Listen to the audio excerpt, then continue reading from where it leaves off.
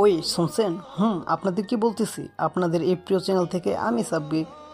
আপনাদের এই প্রিয় চ্যানেলের এক একটা রহস্যময় মাফিয়া গল্পগুলো আপনাদের কাছে কেমন লাগে অবশ্যই কমেন্ট করে জানাবেন। আর হ্যাঁ, ভালো লাগলে চ্যানেলটাকে সাবস্ক্রাইব করে আমাদের পরিবারের একজন হয়ে পাশে থাকবেন। Thank you.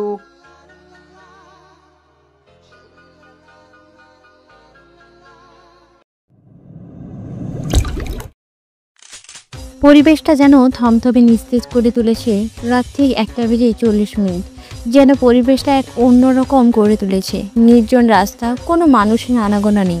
সেই রাস্তার মাঝখানে অজানা এক আগন্তুক, পরনে কালো জ্যাকেট, মুখে কালো মাস্ক পরিহিত এক আগন্তুক বাইকের উপর বসে সিগারেট টানছে। হঠাৎ করে আগন্তুকের সামনে একটা গাড়ি এসে থামে। হঠাৎ করে সামনে গাড়ি এসে এভাবে ব্রেক কষায় বিস্মিত হলো কিছুটা। গাড়ি থেকে নেমে আগন্তুকের সামনে গিয়ে রাকিব নামে ছেলেটি বলে উঠল। কে রে তুই? আর এইভাবে রাস্তার মাঝখানে বাইকের উপর বসে আছিস কেন? তারপর আগন্তুক উচ্চস্বরে হাসতে হাসতে বলে উঠল, বনের রাজা সিংহ। সিংহ যখন জঙ্গলে শিকার করতে নামে তখন জঙ্গলটাকে সে তার নিজের আয়ুতে নিয়ে সে শিকার করতে নামে। ওপাশ থেকে রাকিব বলে উঠল, এই তুই কে রে? আর এইসব কি বলছিস? আর রাস্তার মাঝখান থেকে সরে দাঁড়া, আমাকে যেতে হবে। ওপাশ থেকে আগন্তুক বলে উঠল। তোদের মৃত্যু। তারপর অজানা আগন্তুক তার বন্দুক বের করে, রাকিবের পায়ে গুলি চালায়। রাকিব গিয়ে দূরে ছিটকে পড়ল, ব্যথায় কোকড়াচ্ছে। ওপাশ থেকে রাকিব নামে ছেলেটি ভয় জড়ানো গলায় বলে উঠল। কে কে কে কে তুই? আমাকে মারিস না, আমাকে ছেড়ে দে। এরপর আগন্তুক একটা ধারালো চাইনিজ কুড়াল বের করে রাকিবের সামনে গিয়ে গলায় এক প্যাচ দিল। রাকিব যেন গলা কাটা মুরগির মতো ছটফট করতে লাগলো। কিছু সময় পর রাকিব মারা যায়। আগন্তুকের হাতে চাইনিজ কুড়াল দেখে যেন ইচ্ছে মতো কোপাতে লাগলো। দেখে মনে হচ্ছে কলা গাছ কাটছে। তারপর আগন্তুক একটা ফল কাটা ছুরি বের করে গায়ে লিখে দেয় এসকে। তার পাশে একটা চিঠি রেখে বাইকের কাছে এসে বাইক স্টার্ট করে অন্ধকারে হাওয়ায় মিলিয়ে যায়। সকালবেলায় একজন বৃদ্ধ লোক ওখান দিয়েই হেঁটে যাচ্ছিল। হঠাৎ দেখে রাস্তার মাঝখানে একটা লাশ। দেখতে পায় বৃদ্ধ লোকটি। লাশটিকে দেখে ভয়ে আঁতকে ওঠে। তার কিছু সময় পর পুলিশ আসে ওখানে। পুলিশ অফিসার রেজওয়ান লাশের কাছে এসে লাশটিকে পর্যবেক্ষণ করতে থাকে। এমন সময় হাবিলদার এসে বলতে লাগলো, স্যার, লাশের পাশে এই চিঠিটা পাওয়া গেছে। ওপাশ থেকে পুলিশ অফিসার রেজওয়ান চিঠি হাতে নিয়ে খুলে পড়তে শুরু করে। Master mind is back. খেলবো তোদের স্টাইলে, আর খেলাটা শেষ করব আমি আমার স্টাইলে। মাস্টার মাইন্ড রহস্য। রেজওয়ান ভাবতে থাকে, এই চিঠি আর এই লাশের গায়ে লেখা এসকে, এর কি রহস্য থাকতে পারে। তার কিছুক্ষণ পরই হাবিলদার এসে বলতে লাগলো, স্যার, এই লাশটাকে যে মেরেছে নিশ্চয়ই তার মাথার সমস্যা আছে। ওপাশ থেকে অফিসার রেজওয়ান বলে উঠল, কেন তোমার এমন মনে হলো কেন? ওপাশ থেকে বলে উঠল, স্যার, সমস্যা না থাকলে কি কেউ কাউকে এমন নির্মমভাবে মারতে পারে? তারপর পুলিশ লাশটাকে নিয়ে পোস্টমর্টমে নিয়ে যায়। এমপি খবর পেয়েছে তার তার ছেলেকে খুন করেছে। এমপি তার ছেলের লাশের কাছে এসে কান্নায় ভেঙে পড়েছে। এমপি পুলিশ অফিসারকে এসে ঝাঁঝালো গলায় বলতে শুরু লাগলো, অফিসার, আমার ছেলেকে যে খুন করেছে তাকে আমি আগামী 1 সপ্তাহের মধ্যে দেখতে চাই। তারপর অফিসার ঠিক আছে বলে চলে যায়। পরের দিন সকালবেলায় মোবাইলের শব্দে ঘুম ভাঙল নিলয়ের। ফোনটা হাতে নিয়ে কলটা রিসিভ করতেই ওপাশ থেকে রাফি নামে ছেলেটি বলে উঠল, নিলয়, তুই কোথায় আছিস? আজ ভার্সিটিতে যাবি না? আসছি, তুই একটু ওয়েট কর। কিছুক্ষণ পর নিলয় ভার্সিটিতে চলে আসে। নিলয় হচ্ছে এই গল্পের নায়ক। নিলয় আসতেই রাফি নিলয়ের কাছে গিয়ে বলতে লাগলো, কি রে, তোর আসতে এত লেট হলো কেন? ওপাশ থেকে নিলয় বলে উঠল, রাস্তার জামে আটকে পড়েছিলাম। নিলয় এই কলেজে অনার্স দ্বিতীয় বর্ষে ট্রান্সফার হয়ে এসেছে। কয়েক সপ্তাহ হলো নতুন এসেছে, তবে ভর্তির পর কলেজে খুব একটা আসে না। অতএব এমন সময় রাফি বলে উঠল, কালকের ব্রেকিং নিউজটা কি শুনেছিস? এলাকার এমপি ছেলেকে যেন কি খুন করেছে।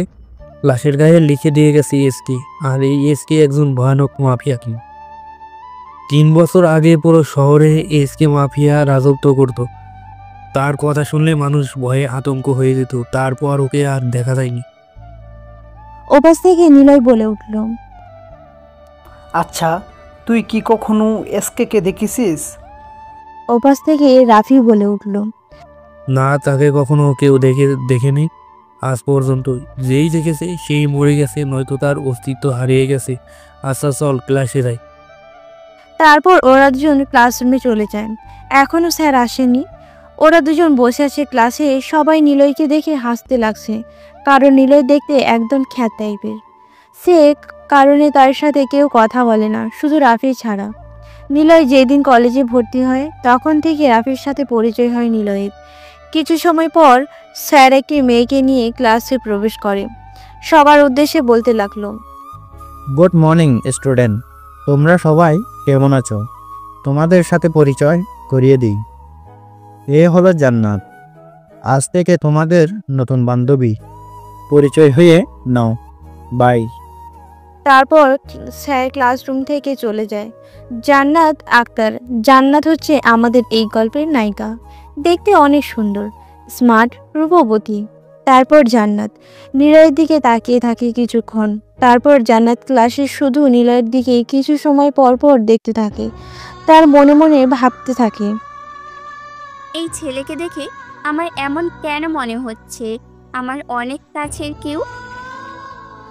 জান্নাত এসব ভাবতে লাগে। কিছু সময় পর ক্লাস শেষ করে চলে আসে সবাই। ক্যাম্পাস মাঠে নিলয়কে দেখে সবাই মজা নিতে থাকে। ওরা সবাই নিলয় মাথা নিচু করে নেয়, যেন ওখান থেকে চলে যেতে নিলেই জান্নাতের সাথে ধাক্কা খায়। আকস্মিক ধাক্কা খাওয়ায় ঠাস ঠাস করে দুটো চড় বসিয়ে দেয় আর বলতে লাগে, কুত্তার বাচ্চা, চোখে দেখতে পাস না? তোদের মতো ছেলেদের না আমার ভালো করেই জানা আছে, মেয়ে দেখলেই শুধু গায়ে পড়তে মন চায়, তাই না? হুম হুম। এই বলে জান্নাত সেখান থেকে চলে যায়। আর নিলয় গালে হাত দিয়ে দাঁড়িয়ে আছে। আর ক্যাম্পাসের সকল ছাত্রছাত্রীরা হাসতে থাকে। রাফি নিলয়ের কাছে এসে কলেজ থেকে বাসা চলে যায়। রাতের বেলায় অজানা এক আগন্তুকের ফোনে একটা কল আসে। কলটি রিসিভ করতেই ওপাশ থেকে রহিম নামে ছেলেটি বলে উঠল, ভাই, আজকে রাতে মিশন আছে। খবর পেয়েছি আজকে রাতে উত্তর হাইওয়ের কাছে কিছু মেয়েদের বিদেশে পড়াশোনা করা হবে। আর এটাও জেনেছি এটা টিজি গ্যাংয়ের লিডারের কাজ। ওখানে গ্যাংয়ের লিডারও থাকবে। তারপর ওপাশ থেকে আগন্তুক বলে উঠল, তোরা সব কিছু রেডি কর, আমি আসতেছি। মাস্টার মাইন্ড গেম কেবল শুরু মাত্র। সবাই খেলে লং দিয়ে খুলি, আর আমি খেলবো তোদের রক্ত দিয়ে। তারপর আগন্তুককে জোরে জোরে হাসতে থাকে। এর কিছু সময় পর আগন্তুক বেরিয়ে যায় তার গন্তব্যে। কিছু সময় যাওয়ার পর সেখানে পৌঁছে যায়। সেখানে গিয়ে দেখে একটা ট্রাকে অনেকগুলো মেয়েদের চিৎকার শোনা যাচ্ছে। আগন্তুক সেখানে পৌঁছতেই একটি লোক বলে উঠল, এই কে রে তুই? এখানে কিভাবে এলি? আর জানিস আমরা কার? আমরা হলাম ডিজে গ্যাংয়ের লোক। তারপর আগন্তুক তার ধারালো চাইনিজ কোরালটা বের করে। আশেপাশের লোকগুলোর কলা গাছের মতো কোপাতে থাকে, যেন রক্তের লাল করে ফেলছে জায়গাটা। কিছুক্ষণ পর তাদের লিডার সেখানে উপস্থিত হয়। এসব দেখে ডিজে দেখে তার লোকগুলো মৃত লাশ হয়ে পড়ে আছে। সামনে তাকাতেই দেখে একজন আগন্তুক হাতে চাইনিজ কোরাল নিয়ে বসে আছে। এসব দেখে ডিজে বলতে শুরু করে, এই কে তুই? আর আমার লোকগুলোকে মালি কেন? তারপর আগন্তুক উচ্চস্বরে হাসতে হাসতে বলে উঠল, সিংকের গুয়ায় কখনো শিকার নিজে থেকে আসে না। মাস্টার মাইন্ডের জগতের কিং। তোরা তো এ শহরের মহিলা মাত্র, তোদের মৃত্যু। আগন্তুক জোরে জোরে হাসতে শুরু করে। এক নিমেষেই আগন্তুকের ডিজে গ্যাংয়ের লিডারের কাছে গিয়ে তার হাত দিয়ে আঘাত করে। ডিজে চিৎকার করে ওঠে ব্যথায়। এরপর আগন্তুক বলে উঠল, বল তোদের বসকে বল। ওপাশ থেকে ডিজে কাঁদো কাঁদো অবস্থায় বলে উঠল, ভাই, আমাকে মারবেন না, আমাকে ছেড়ে দিন। আমি বলছি এই এলাকার এমপি। এটা শোনার পর আগন্তুকের চাইনিজ কোরালটা নিয়ে ইচ্ছে মতো কোপাতে থাকে। তার শরীরটাকে ক্ষত বিক্ষত করে দেয়। তার লাশের গায়ে লিখে দেয় এসকে। তারপর রহিম সেখানে পৌঁছে দেখে তাদের ভাই দাঁড়িয়ে আছে হাতে চাইনিজ কোরাল নিয়ে। রহিম কাছে গিয়ে বলতে লাগলো, ভাই, আপনি আমাদের আসার আগে সব শেষ করে ফেলেছেন। তারপর আগন্তুক বলে উঠল, এসকে যখন যে কাজে যায় সে কখনো দেরি করে না। আচ্ছা, তোরা এক কাজ কর, এই মেয়েদেরকে যার যার বাড়িতে পৌঁছাই দিয়ে আস। এই বলে এসকে তার বাইকটা নিয়ে অন্ধকারে মিলিয়ে যায়। এরপর রহিম মেয়েগুলোর কাছে যেতেই মেয়েগুলো রহিমকে দেখে ভয় পেতে লাগলো। রহিম বলতে লাগলো, আপনারা প্লিজ ভয় পাবেন না, আমরা আপনাদের কোনো ক্ষতি করব না। আমরা আপনাদেরকে সবার বাসায় পৌঁছে দেব। তারপর রহিম ওখান থাকার সব মেয়েদেরকে নিয়ে ওর লোকেরা মিলে সবাইকে সবার বাসায় পৌঁছে দেয়। সকালবেলায় খবরে নিউজে ছাপানো হয়, ব্রেকিং নিউজ। আমি সাজিদ আপনাদের মাঝে একটি খবর নিয়ে হাজির হয়েছি। গতকাল রাতে কে বা কারা এই শহরের সবচেয়ে বড় ভয়ঙ্কর সন্ত্রাসী ডিজেকে হত্যা করেছে। বিস্তারিত আমরা চলে যাচ্ছি পুলিশ অফিসারের কাছে। ওপাশ থেকে পুলিশ অফিসার বলে ওঠে, দেখুন, এই খুনগুলো কে বা কারা করছে আমরা তদন্ত করে খুব তাড়াতাড়ি খুনিকে আইনের আওতায় নিয়ে আসব। ওপাশ থেকে সাংবাদিক বলে উঠল, তো দর্শক বিন্দু, আপনারা দেখতে পেলেন। বিস্তারিত জানতে আমাদের সাথেই থাকুন 24 টিভি। তারপর হাবিলদার আসে অফিসার রেজওয়ানের কাছে এসে বলতে লাগে, স্যার, আগের মতো লাশের পাশে একটা চিঠি পেয়েছি। জঙ্গলে সিংহ যখন গর্জিয়ে ওঠে তখন কিছু প্রাণী ভয়ে আতঙ্ক হয়ে যায়। আমি কেবল আতঙ্ক নই, আমি হলাম একটা ইতিহাস। হা হা। তারপর রেজওয়ান চিঠিটা পড়ে শেষ করে। তারা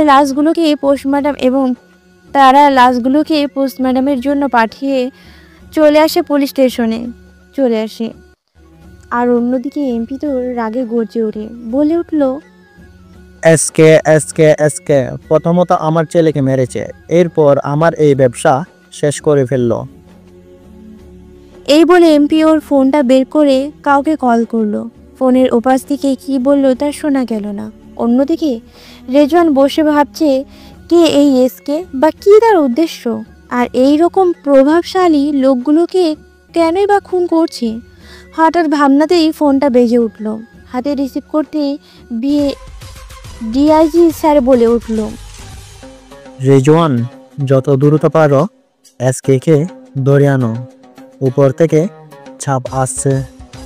আর হ্যাঁ, আমি আগে থেকেই আরেকজন অফিসারকে পাঠিয়েছি, তোমার ইমেলে সব ডিটেলস পাঠিয়ে দেব।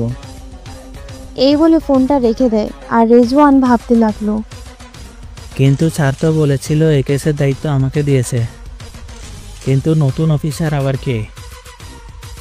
ভাবনার ছ্যাদ ঘটিয়ে ফোনটা হাতে নিয়ে ইমেল ওপেন করতেই দেখে একটা মেয়ের ছবি।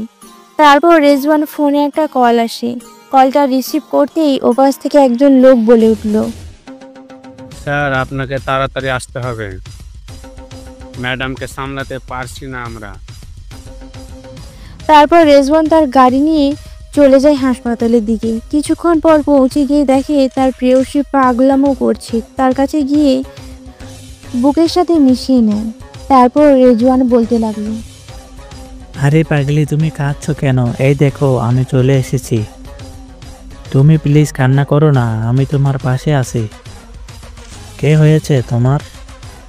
তারপর রেজওয়ান আর তার প্রেয়সীকে বুকে জড়িয়ে ধরে বলতে লাগলো, তোমার কিচ্ছু হবে না, তুমি খুব তাড়াতাড়ি সুস্থ হয়ে যাবে। এখন আপনাদের মনে প্রশ্ন থাকতে পারে যে কে এই মেয়ে, যার কথা শুনে রেজওয়ান ছুটে আসলো। গল্পের সাথে থাকুন, সব বুঝতে পারবেন। পরের দিন সকালে নিলয় কলেজের গেট দিয়ে প্রবেশ করতেই ওপাশ থেকে আরিয়ান নামে একটি ছেলে বলে উঠল, এই ক্ষেত এদিকে আয়। আরিয়ান হচ্ছে এখানকার ভিপির ছেলে। ভার্সিটি সবাই ওকে ভয় পায়, প্রতিদিন যাকে পাবে তাকে ডাক দেবে। এমনকি এই কলেজের প্রিন্সিপালও কিছু করতে পারে না। নিলয় ওদের কথা মতো ওদের কাছে চলে যায়। নিলয় যেতেই আরিয়ান এসে 2 গালে 2টা চড় বসিয়ে দেয়।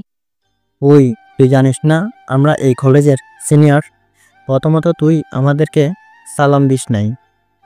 এই তোরা বল একে আজ কি করা যায়? ওপাশ থেকে তাই তিহার নামে ছেলেটি বলে উঠল।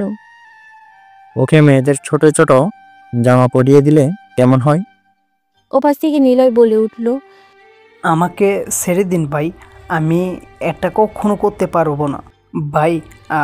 আমাকে ছেড়ে দেন, আমি আপনাদের কি ক্ষতি করেছি?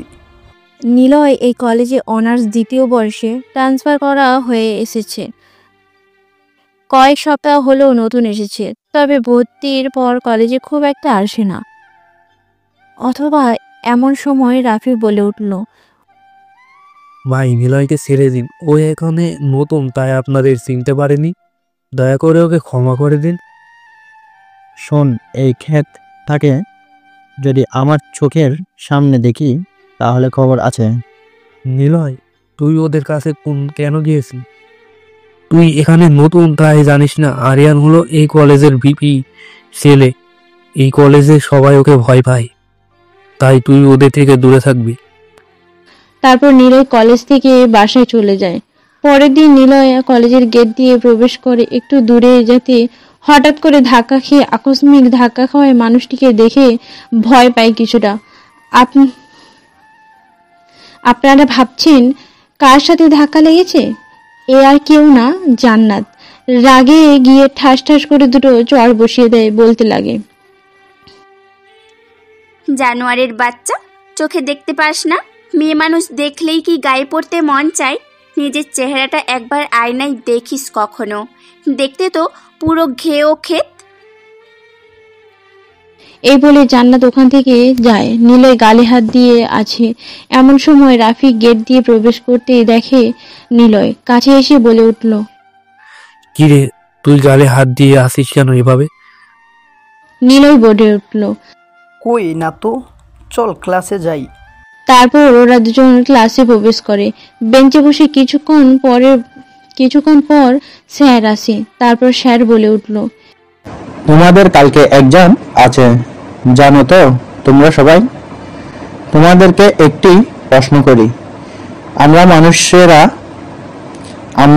মানুষেরা কেন অহংকার করি? তখন স্যারের কথা রাইসা নামে মেয়েটি বলে উঠল।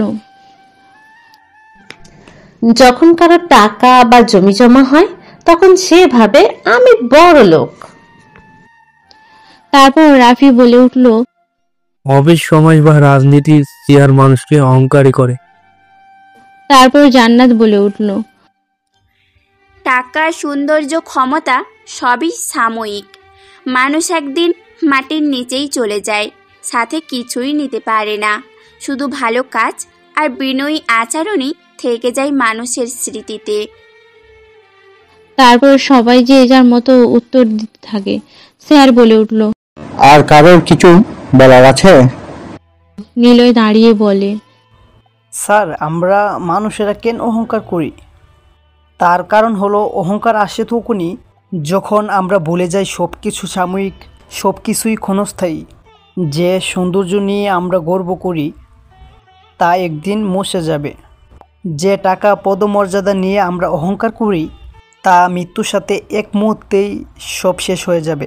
ইসলামে বলা হয়েছে আল্লাহ অহংকারকে পছন্দ করে না, কারণ অহংকার মানে হলো নিজের অবস্থানকে সবার থেকে বড় মনে করা। এতক্ষণ ধরে নিলয়ের কথাগুলো শুনছিল স্যার। কথাগুলো শুনে স্যার আর ক্লাসে সবাই হাততালি দিতে থাকে। স্যার ধন্যবাদ বলে ক্লাস শেষ করে চলে যায়। তারপর নিলয় কলেজ ক্যাম্পাস থেকে বেরিয়ে চলে আসে। সবাই ক্লাস শেষ করে চলে আসে স্যার। তারপর নিলয় কলেজ ক্যাম্পাস থেকে বেরিয়ে চলে আসে বাসায়। অন্যদিকে জান্নাত ওর বাসায় চলে আসে। ফ্রেশ হয়ে জান্নাত ওর ল্যাপটপে বসে কাজ করতে লাগে। এমন সময় বাসার গেটের দারোয়ান চাচা ভেতরে প্রবেশ করে বলে উঠল। জান্নাত মা, একজন লোক এসে তোমাকে এটা দিতে বলল, এই গিফটটা। আমি জিজ্ঞেস করায় আপনি নাকি তাকে চিনেন। দারোয়ান জান্নাতকে এই গিফটটা হাতে দিয়ে যে চলে যায়। জান্নাত ভাবতে থাকে, কে দিল এই গিফট? এই সব ভাবতে থাকে। জান্নাত গিফটটা খুলে দেখে ভেতরে একটা চিঠি আর একটা ম্যাগাজিনের বই। বইটি হাতে নিয়ে পড়তে থাকে। SK the Rockstar king. ছবিতে বসে আছে, মুখে কালো মাস্ক, পরনে কালো জ্যাকেট আর ওপরে লেখা এসকে। নিচে বড় বড় অক্ষরে লেখা আছে মাফিয়া দ্য রকস্টার কিং। সে খেয়াল করলো হাতে একটা ড্রাগনের ট্যাটু। জান্নাত দেখতে একটা চিঠি, তারপর চিঠিটা হাতে নিয়ে খুলে পড়তে লাগলো। তুমি যাকে খুঁজতেছো সে একজন রহস্যময়ী। তুমি তার রহস্য উন্মোচন করতে যেও না, নয়তো তুমি নিজেই রহস্যময়ের মধ্যে পড়ে যাবে। তুমি তাকে খুঁজো যে তোমার বাবাকে মেরেছে। তুমি তাকে খুঁজো যে তোমার আশেপাশে ছায়ার মতন আছে, যেটা তোমার জীবনে অস্তিত্ব। দেখা হবে আবারও কোনো অজানাই। চিঠিটা পড়া শেষ করে জান্নাত দেখে গিফটের ভেতর একটা ছোট্ট পেন ড্রাইভ। ওটা হাতে নিয়ে ল্যাপটপে ওপেন করতেই একটা ভিডিও। ওটা ওপেন করতেই দেখে একটি লোক একটি অন্ধকার রুমে চেয়ারে বেঁধে রেখেছে। লোকটি আর কেউ নয়, এই শহরের সবচেয়ে বড় বিজনেসম্যান আদনান সাহেব। তারপর একটি লোক ঘরের ভেতর প্রবেশ করে, আদনানের কাছে এসে গুলি করে মেরে ফেলে। জান্নাত এটা দেখে কান্নায় ভেঙে পড়ে। তার বাবাকে খুন করেছে। জান্নাত তার বাবার খুনের প্রতিশোধ নিতে এই শহরে এসেছে। জান্নাত তার বাবার ছবিটি নিয়ে কান্নায় ভেঙে পড়ে। জান্নাতের আপন বলতে ওর বাবাই ছিল এই পৃথিবীতে। জান্নাতের মা নেই। জান্নাতের যেই দিন জন্ম হয় সেই দিন হসপিটালে মৃত্যুবরণ করে তার মা। ছোট থেকে বড় হয়েছে তার বাবার কাছে। অতএব জান্নাত বলে উঠল, আমার বাবাকে যে খুন করেছে তাকে আমি ছাড়বো না, কখনো না। তাকে আমি নিজের হাতেই শাস্তি দেব। ছাড়বো না, তাকে ছাড়বো না। এই বলে জান্নাত তার ল্যাপটপ নিয়ে বসে বসে কিছু ইনফরমেশন বের করার চেষ্টা করতে থাকে।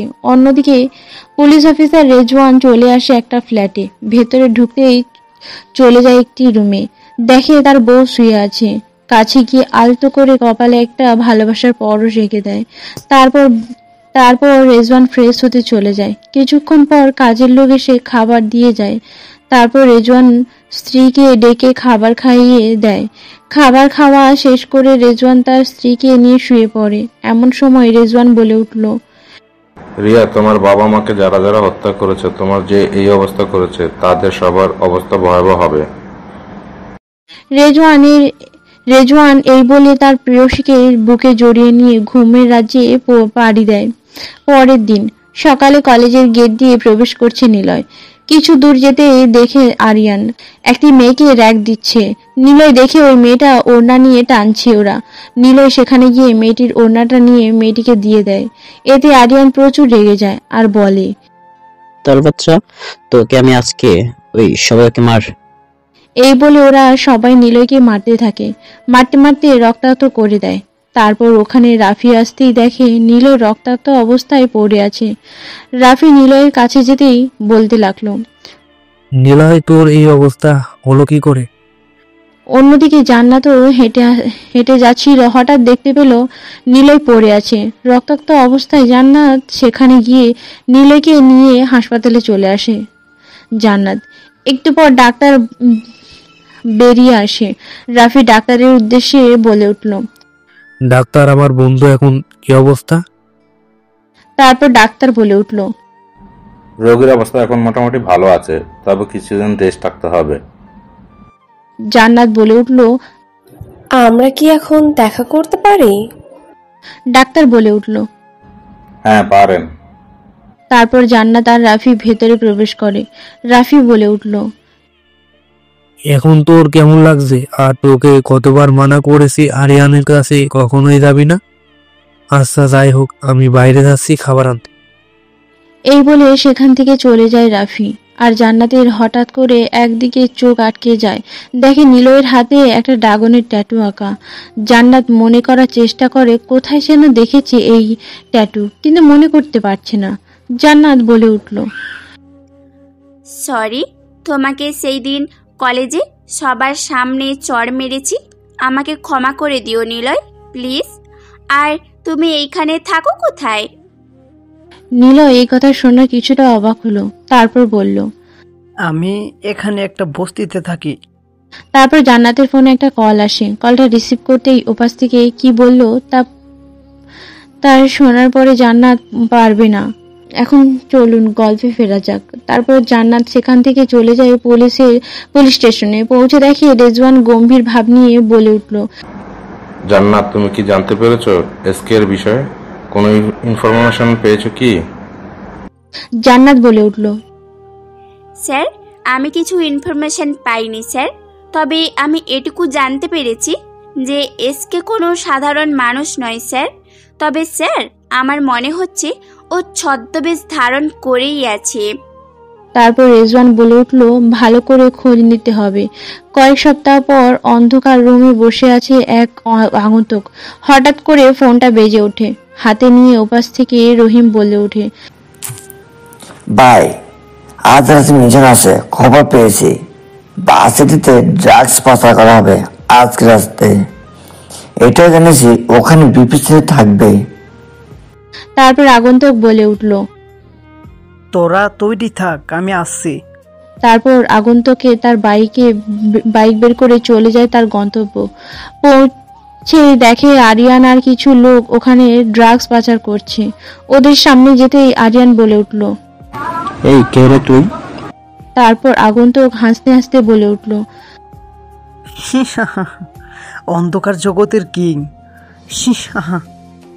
তারপর আগন্তুক তার চাইনিজ কুড়াল বের করে নিমেষের মধ্যে আশেপাশের লোকগুলোকে এমনভাবে ধ্বংস করেছে যেটা দেখে আরিয়ান ভয় পেয়ে বলতে থাকে, কে কে? তুই আমাকে মারিস না, আমাকে ছেড়ে দে, আমার ভুল হয়ে গেছে। আমি আর কখনো এরকম করব না, আমায় ছেড়ে দে। আগন্তুক তার চাইনিজ কুড়ালটা হাতে নিয়ে তার বুকের ওপর একের পর এক কোপাতে থাকে, যেন এক হিংস্র রূপ ধারণ করেছে। তারপর ওখানে রহিম আসতেই আগন্তুক বলে উঠল, এই লাশটাকে কলেজের মাঠে ফেলে দিয়ে আস। তারপর আগন্তুক তার বাইকের কাছে এসে বাইক নিয়ে অন্ধকারে মিলে যায়, কিন্তু আগন্তুক জানে না তার পেছনে একজন তাকে কেউ ফলো করছে। তারপর আগন্তুক একটা বাড়িতে আসে। ভেতরে ঢুকতেই একটা রুমে প্রবেশ করতেই রিয়া নামের একটি মেয়ে এসে তাকে জড়িয়ে ধরে, কাঁদো কাঁদো অবস্থায় বলে ওঠে, ভাইয়া। এই কথা শোনাতে আগন্তুক যেন বিশ্বাস করতে পারছে না যে তার বোন তাকে ভাই বলছে। হাসতে হাসতে বলে উঠল, বোন, তুই ঠিক হয়ে গেছিস? তুই কথা বলতে পারতেছিস? আমার তো বিশ্বাসই হচ্ছে না। এই বলে তার বোনকে জড়িয়ে ধরে কান্না করতে থাকে। হঠাৎ করে পেছন থেকে মেয়েলি কণ্ঠে বলে ওঠে, ইউ আর আন্ডার অ্যারেস্ট। সামনে তাকাতেই দেখে তার চিরচেনা মুখ, দেখে খুব অবাক হলো। তারপর বলে উঠল, নিলয়, তুমি? তুমি যে এখানে আসবে এটা আমি আগে থেকেই জানতাম, কারণ আমি তোমাকে এইখানে এনেছি। কারণ তোমার অনেক কিছু জানা বাকি আছে, অনেক রহস্য। এতক্ষণ ধরে জান্নাত নিলয়ের কথাগুলো শুনছিল। এমন সময় রিয়া বলে উঠল, ভাইয়া, কে এই মেয়ে? আর তোর সাথে এর কিসের সম্পর্ক? ওপাশ থেকে রেজওয়ান বলে উঠল, আমি বলছি কিসের সম্পর্ক। রেজওয়ানকে দেখে জান্নাত অনেকটাই অবাক হলো। তারপর বলে উঠল, রেজওয়ান, আপনি এখানে? আর আপনার এদের সাথে কিসের সম্পর্ক? ওপাশ থেকে, আমার এদের সাথে কিসের সম্পর্ক জানতে চাও? আজ থেকে প্রায় 4 বছর আগে দিনটি ছিল শনিবার। বিয়ে বাড়িতে মেতে উঠেছে উৎসবে। রিয়া আর রেজওয়ানের বিয়ে। দীর্ঘ 1 বছর রিলেশন করার পর আজ যেন তাদের ভালোবাসা পূর্ণতা পেতে চলেছে। চলুন তাদের পরিবার সম্পর্কে জেনে আসি। নিলয়ের বাবা আফজাল সাহেব, উনি একজন লয়ার, আইনজীবী। ও নিলয়ের মা একজন গৃহিণী এবং নিলয়ের চাচা একজন সায়েন্টিস্ট। তার চাচি গৃহিণী। এই হচ্ছে তার পরিবার। অন্যদিকে রিয়া মন খারাপ করে বসে আছে। রিয়ার বড় আম্মু বলে উঠল, বাহ, আমাদের মেয়েটাকে যে আজকে অনেক সুন্দর লাগছে। কারণ নজর না লাগুক, তা আমার আম্মুটার মন খারাপ কেন? কি হয়েছে? এসব বলতেছিল তখনই রিয়া বলে উঠল, দেখো না বড় আম্মু, আজকে আমার বিয়ে, অথচ নিলয় ভাইয়েরই কোনো খোঁজ নেই। আরে পাগলি মেয়ে, এটা নিয়ে কেউ চিন্তা করে? নিলয় বলেছে তো চলে আসবেই, পাগলি একটা। এই বলে বড় আম্মু নিচে চলে যায়। কিছুক্ষণ পর নিলয় বাড়িতে পৌঁছে যায়। ভেতরে ঢুকতেই তার বাবাকে এসে জড়িয়ে ধরে বলে উঠল, বাবা, তুমি কেমন আছো? ভালো আছি বাবা, তুই কেমন আছিস? তোর তো আগামী পরশু আসার কথা, আজ এলি যে? নিলয় তার বাবাকে বলল, আমি ব্যস্ত ছিলাম কাজে। বাড়ির সবাই নিলয়কে দেখতে পেয়ে সবাই যেন খুব খুশি হয়ে পড়েছে। এতদিন পর দেশে ফিরেছে। নিলয় তার মাকে বলে উঠল, মা, তোমার মেয়ে কোথায়? ওপরে আছে, তোর জন্য মন খারাপ করে বসে আছে, তোর জন্য অপেক্ষা করছি, যা গিয়ে বোনের রাগ ভাঙা। নিলয় তার মায়ের কথা মতো ওপরে চলে যায়। পৌঁছাতেই রিয়া দু চোখে হাত দিয়ে ধরতেই রিয়া পেছনে ফিরেই দেখে তার ভাই এসেছে। রিয়া নিলয়কে জড়িয়ে ধরে কান্না করতে থাকে। রিয়া বলে ওঠে, ভাইয়া, তুই জানিস আমি তো কত মিস করেছি। আরে পাগলি বোন আমার, তুই কান্না করছিস কেন? আজ তোর বিয়ে, এরকম সাতসন্নিদের মতন কান্না করলে তোর জামাই এসে বলবে আমার বউটা মেয়েদের মতন হয়ে গেছে। ভাইয়া ভালো হবে না বলে দিচ্ছি। নিলয় সেখান থেকে দৌড়ে চলে যায় তার রুমে। ফ্রেশ হয়ে নিচে নামতেই দেখে বাড়িতে মেহমান। বিয়ে বাড়ি বলে কথা। নিলয়ের বাবা একটি লোকের সাথে কথা বলছিল। হঠাৎ নিলয়কে ডাক দিলে আর বলল, নিলয়, এনাকে চিনতে পারছিস? এ হচ্ছে তোর আঙ্কেল। ছোটবেলায় আঙ্কেলের বাসে বেড়াতে যেতিস। নিলয় মাথা নাড়িয়ে না সম্মতি জানালো। তারপর তার বাবা সব বলল। যা শুনে নিলয় বুঝতে পারলো দেখতে দেখতে বরযাত্রী চলে আসে। সবাই বর এসছে বলে উৎসবে মেতে উঠছে। গেট পেরিয়ে বরের আসনে বসানো হলো বরকে। তার কিছু সময় পর কাজী সাহেব এসে বিয়ে পড়িয়ে দিলেন। ওদের বিয়েটা হয়ে গেল। দেখতে দেখতে বিদায়ের সময় চলে আসলো। রিয়া কান্না করছে এবং তাকে সান্ত্বনা দিচ্ছে। নিলয় তার বোনকে জড়িয়ে ধরে কান্না করছে। নিলয় সান্ত্বনা দিয়ে গাড়ির ভেতর বসিয়ে দিল। তারপর রেজওয়ানের নিলয়ের কাছে এসে বলে উঠল, তুইও তৈরি হ বন্ধু, খুব তাড়াতাড়ি বউয়ের প্যারা নিতে। এই বলে মুচকি হাসি দিয়ে চলে যায়। নিলয় মনে মনে বলছে, যা যা সব শুরু, আরো কত কিছু বাকি আছে তোর জন্য। মনে মনে এই কথাগুলো বলছিল নিলয়। কয়েকদিন পর আদনান সাহেব একদিন নিলয়দের বাসায় আসে। আফজাল সাহেব বলে উঠল, কেন তোকে দেখে মনে হচ্ছে তুই কিছু একটা নিয়ে চিন্তিত আছিস। কেন, কিছু কি হয়েছে? আসলে এই শহরের কিলারকে তো তুই জানিস। আসলে ওর কিছু খারাপ কাজের কিছু তথ্য আমার কাছে আছে, আর ওগুলো আমি আইনে হাতে তুলে দেই। তাই অনেকবার আমার উপর হামলা করেছিল। আফজাল সাহেব এটা শোনার পর কিছু সময় ভাবলো আর বলল, তুই কিছু চিন্তা করছিস না, আমি এই কেসটা দেখবো। আচ্ছা, এবার আমাদের সময় এসে গেছে। ছেলে মেয়ের বিয়ে।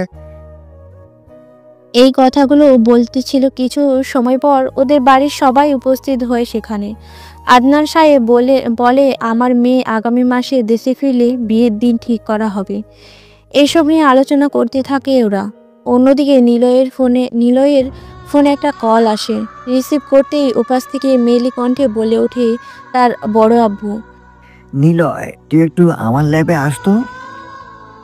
নিলয় আসছি বলে ফোনটা রেখে চলে যায়। কিছু সময় পর নিলয় তার বড় আব্বুর ল্যাবে পৌঁছায়। ভেতরে প্রবেশ করে নিলয় আসতেই তার বড় আব্বু তাকে জড়িয়ে ধরে বলে উঠল, আমি পেরেছি। বিগত 2 বছর ধরে আমি যে ফর্মুলার কাজটা করতেছিলাম, আজ আমি সফল হয়েছি। বাবা, তুই এখানে বস।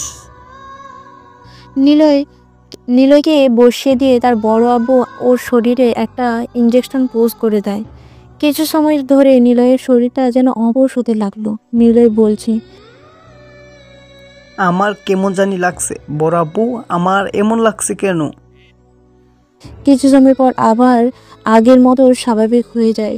নিলয়ের চাচা বলে উঠল, এই ফর্মুলা আমি তোকে দিলাম। আজ থেকে তুই একজন সাধারণ মানুষ না। তোর ভেতর এমন একটা শক্তি প্রয়োগ করা হয়েছে যেটা তুই একটু পর বুঝতে পারবি। বাবা, এখন চল, বাসায় যেতে হবে। নিলয় তার নিলয় আর তার বড় আব্বুর বসার দিকে রওনা দিল। রাস্তা দিয়ে যেতে যেতে হঠাৎ দেখে একটা গাড়ি খাদে পড়ে যাচ্ছে। নিলয় গাড়ি থামিয়ে বের হয়। এক নিমেষেই গাড়িটা খাদে পড়ে যেতে নিলে নিলয় পেছন থেকে টেনে তোলে গাড়িটাকে। গাড়ির ভেতরে লোকটা অজ্ঞান হয়ে পড়ে আছে। নিলয় বুঝতে পারে তার বড় আব্বু কি বলেছিল তখন। নিলয় আর বড় আব্বু সেই লোকটিকে নিয়ে হাসপাতালে চলে যায়। একটু পর লোকটির ফ্যামিলি আসে, নিলয়কে ধন্যবাদ জানায় আর বলে বাবা তোমার এই ঋণ কীভাবে যে শোধ করি। নিলয় বলে ওঠে, ওনার জায়গায় যদি অন্য কেউ থাকতো তাহলে আমি সেটাই করতাম, যেটা আমার করা উচিত। এই বলে নিলয় আর তার বড় আব্বু বাসায় চলে আসে। পরের দিন রিয়া আর রেজওয়ান বাসায় আসতেই রিয়া নিলয়ের কাছে এসে জড়িয়ে ধরে বলে উঠল, কেমন আছিস ভাই? তোর শরীর কেমন আছে? নিলয় ভালো আছি বলে রেজওয়ান নিলয়ের কাছে এসে বলল। কিরে কেমন আছিস? নিলয় ভালো আছে বলে তার রুমে চলে। এভাবে দেখতে দেখতে প্রায় এক সপ্তাহ কেটে যায়। অন্যদিকে এমপি বলে উঠল, কিলার আমাদের একের পর এক সাম্রাজ্য নষ্ট করে দিচ্ছে। আদনান, ওকে কিছু একটা করতেই হবে। তোমার ছেলেকে যে মেরেছে সে হলো আমাদের চিরশত্রু। ওপাশ থেকে কিলার নামে লোকটি হাসতে হাসতে বলে উঠল, এখনো সময় এসে গেছে ওদেরকে শেষ করার। আদনানকে আগে শেষ করব। পিপিলিকার পাখা গোজায় মরিবার তরে। হে হা হা হা হা। খবর পেয়েছি ওর সাথে আফাল সাহেবের হাত আছে। ওদের পরিবার শেষ করে দেব। হে হা হা হা হা। খবর নাও ওদের পরিবারের। এই বলে কিলার নামে লোকটি সেখান থেকে চলে যায়। অন্যদিকে আদনানকে ধরে এনেছে কিলার সামনেই যেতেই কিলার বলে উঠল, কিরে খুব দেমাক তাই না তোর? আমার একের পর এক সাম্রাজ্য নষ্ট করে দিয়েছিস। হে হা হা। এখন তোকে মরতে হবে। এই বলে কিলার নামে লোকটি গুলি করে মেরে ফেলে আদনান সাহেবকে। ওরা ওখান থেকে আসতেই ওই বাড়িতে আগুন লাগিয়ে দেয়। নিমেষের মধ্যে বাড়িতে আগুনে পড়ে যেতে থাকে। অন্যদিকে নিলয়ের ফ্যামিলি আজ অনেক দিন পর ঘুরতে যাচ্ছে। কিলার খবর পেয়েছে। একই লোককে ফোন করে বলে দেয় কি করতে হবে। নিলয় আর রেজওয়ান একটু পর রওনা দেবে বলেছে। কিছুক্ষণ পর ওরা সবাই বেরিয়ে পড়ে। দীর্ঘ 2 ঘন্টা পর ওরা চলে আসে একটি পাহাড়ে রাস্তার ভেতর। পৌঁছাতেই হঠাৎ গাড়িটিকে সামনে থেকে একটা ট্রাক এসে জোরে ধাক্কা দেয়। ধাক্কা দেওয়ার ফলে গাড়িটি দূরে ছিটকে পড়ে। এতে গাড়িটির ভেতরে থাকার সবাই ওখানে মৃত্যুবরণ করে। হঠাৎ করে নিলয়ের ফোনে একটা ফোন আসে। ফোনটা রিসিভ করতেই ওপাশ থেকে একটা লোক বলে উঠল, আপনি কি নিলয় বলছেন? এই ফোনটার প্রথম নাম্বারটা দেখে কল করলাম। আপনাদের গাড়িটি অ্যাক্সিডেন্ট করেছে। আপনি এই ঠিকানায় তাড়াতাড়ি চলে আসুন। নিলয় এই কথা শোনার পর পাগলের মতো কান্না করতে থাকে। রেজওয়ান এসে দেখে নিলয় কান্না করছে। নিলয় রেজওয়ানকে বলে উঠল, বাবা মা অ্যাক্সিডেন্ট করেছে। এটা শোনার পর রেজওয়ান মুহূর্ত না থেকে নিলয়কে নিয়ে চলে যায় সেখানে। পৌঁছেই দেখে তার বাবা মা, বড় আম্মু, বড় আব্বু সবাই না ফেরার দেশে চলে গেছে। নিলয় ওদেরকে জড়িয়ে ধরে কান্না করতে থাকে। রেজওয়ান তার প্রেয়সীর কাছে এসে তাকে বুকের সাথে মিশিয়ে কান্না করছে। রেজওয়ান দেখে তার প্রেয়সী এখনও বেঁচে আছে। দেরি না করে রেজওয়ান তার প্রেয়সীকে কোলে তুলে হাসপাতালে নিয়ে চলে যায়। নিলয় তার বাবা মায়ের লাশগুলোকে পোস্টমর্টমে পাঠিয়ে দেয়। অন্যদিকে একজনের মুখে বিজয়ের হাসি। হাসতে হাসতে বলে ওঠে, এই সাম্রাজ্য আবার নতুন করে তৈরি করো। এখনো শুধু সময়ের অপেক্ষা। আমি আবার ফিরব। ততক্ষণ এমপি তুমি আমার সাম্রাজ্য গঠন করো। আমি আজকেই চলে যাব বাংলাদেশে। বাংলাদেশ থেকে নারী পাচারের কাজ শুরু করে দাও। এই কথা বলে কিলার নামের লোকটি জোরে জোরে হাসতে থাকে। অন্যদিকে রেজওয়ানের বাবা মা এটা খবর পেয়েছে। রেজওয়ানের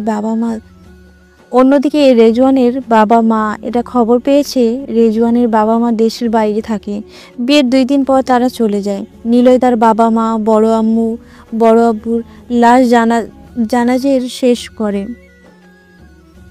ওদের কবরের কাছে কান্না করতে থাকে আর বলে, বাবা মা, বড় আব্বু, বড় আম্মু, তোমরা আমাকে একা করে চলে গেলে আমি কি করে থাকবো তোমাদের ছাড়া? রেজওয়ান নিলয়কে সান্ত্বনা দিতে থাকে। হঠাৎ সাজিদ নামের একজন ছেলে এসে বলে উঠল, তোমার পরিবারকে খুন করা হয়েছে। জানতে চাও কে খুন করেছে? আমার বাবার কিলার, তোমার বাবার পুরনো শত্রু আদনান সাহেবের।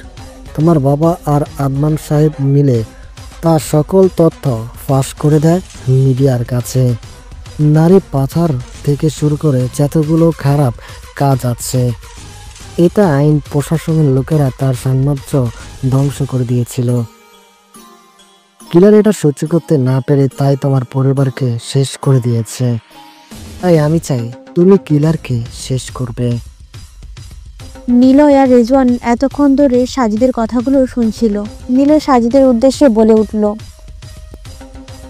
কিন্তু তুমি তোমার বাবাকে কেন মারতে বলছো? আর কিলারকে মারা তোমার কি উদ্দেশ্য? তখন সাজিদ হাসতে হাসতে বলে উঠল, কিলারকে আমি কেন মারতে চাই জানতে চাও? তাহলে শোনো, আজ থেকে 10 বছর আগে, তখন আমার বয়স 12 বছর। ওই স্কুল থেকে ফিরছিলাম, বাসায় আসতেই দেখি আমার মাকে বেদরং মারছে। রোজ রাতে শয়তানটা নেশা করে এসে আমার মাকে বেদরং মারে। সেদিন মারতে মারতে হঠাৎ করে মায়ের পেটের ভিতরে ছুরি ঢুকিয়ে দেয়। আমার চোখের সামনেই মা মারা যায় আর শয়তানটা পালিয়ে যায় সেখান থেকে। আমি মায়ের কাছে এসে মাকে জড়িয়ে ধরে কান্না করতে থাকি। আমার মা সেখানেই মারা যায়। কিছুক্ষণ পর সেখানে পুলিশ আসে। পুলিশ এসে আমাকে জেলে নিয়ে যায়। আমি নাকি আমার মাকে খুন করেছি, তাই আমাকে 10 বছরের কারাদণ্ডে দণ্ডিত করে। তাই আমি সেদিন মনে মনে প্রতিজ্ঞা করেছি, আমি আমার মায়ের প্রতিশোধ নেব। নিলয় আর রেজওয়ান সাজিদের কথাগুলো শুনে সাজিদকে বলল নিলয়, আমার বাবা মা, বড় আব্বু, বড় আম্মুকে যে মেরেছে তাকে আমি কোনোভাবেই ছাড়বো না, একদম শেষ করে ফেলবো। নিলয় এই বলে সেখান থেকে চলে যায় হাসপাতালে। ওখানে পৌঁছাতেই নিলয় তার বোনের কেবিনের কাছে চলে যায়। নিলয় দেখে তার ছোট্ট বোনটি ঘুমিয়ে আছে। নিলয়ের এখন বেঁচে থাকার সম্বলই হচ্ছে তার বোন। নিলয় তার বোনের হাতটা ধরে কান্না করছে। সাজিদ এসে নিলয়কে সান্ত্বনা দিচ্ছে। একজন নার্স এসে বলে, দেখুন, রোগীর অবস্থা ভালো না, এখানে কান্না করলে রোগীর সমস্যা হতে পারে, বাইরে যান বলছি। রেজওয়ান নিলয়কে বাইরে নিয়ে আসে। কিছু সময় পর একটি মেয়ে এসে বলল, আপনাদের স্যার যেতে বলেছে। দেরি না করে চলে যায় ডাক্তারের কেবিনে। গিয়ে ডাক্তার সাহেব নিলয় আর রেজওয়ানকে বসতে বলে। নিলয় বলে উঠল, ডক্টর, আমার বোনের কি হয়েছে? আমার বোনের কিছু হবে না তো? আমার বোনের কিছু হলে আমি বাঁচব না ডক্টর। আপনি যে করেই হোক আমার বোনকে বাঁচান। এই বলে নিলয় কান্না করছি। তখন ডাক্তার বলে উঠল, দেখুন, আপনি নিজেকে সামলান, এভাবে ভেঙে পড়বেন না। আগামী 72 ঘন্টার মধ্যে যদি জ্ঞান না ফেরে তাহলে কিছু বলা যাচ্ছে না, আর যদি না ফেরে তাহলে কোমায় চলে যাওয়ার সম্ভাবনা আছে। মাথায় বেশ গুরুতর আঘাত লেগেছে, তাই কিছু বলা সম্ভব হচ্ছে না।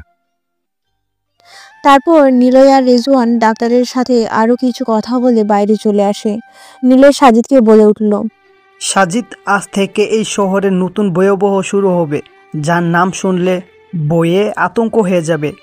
কিলারের যতগুলো ডেরা আছে আর সাম্রাজ্য আছে সব কিছু ধ্বংস করে ফেলবো।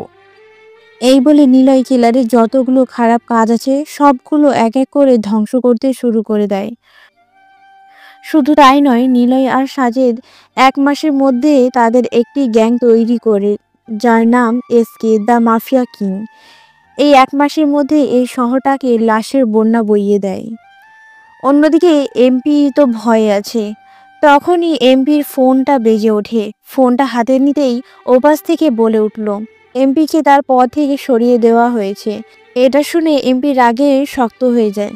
অন্যদিকে কিলার এটা খবর পেয়ে রাগে ফেটে পড়ে। কিলার রাগে বলে উঠল, এসকে, আমি তোকে ছাড়বো না। তুই আমার তিলে তিলে করে সাম্রাজ্য ধ্বংস করেছিস, তোকে আমি ছাড়বো না। তৈরি থাক, শুধু সময়ের অপেক্ষা। অন্যদিকে নিলয় হাসপাতালে আসে তার বোনকে দেখতে। হাসপাতালে পৌঁছেই দেখে সেখানে সবাই উপস্থিত আছে।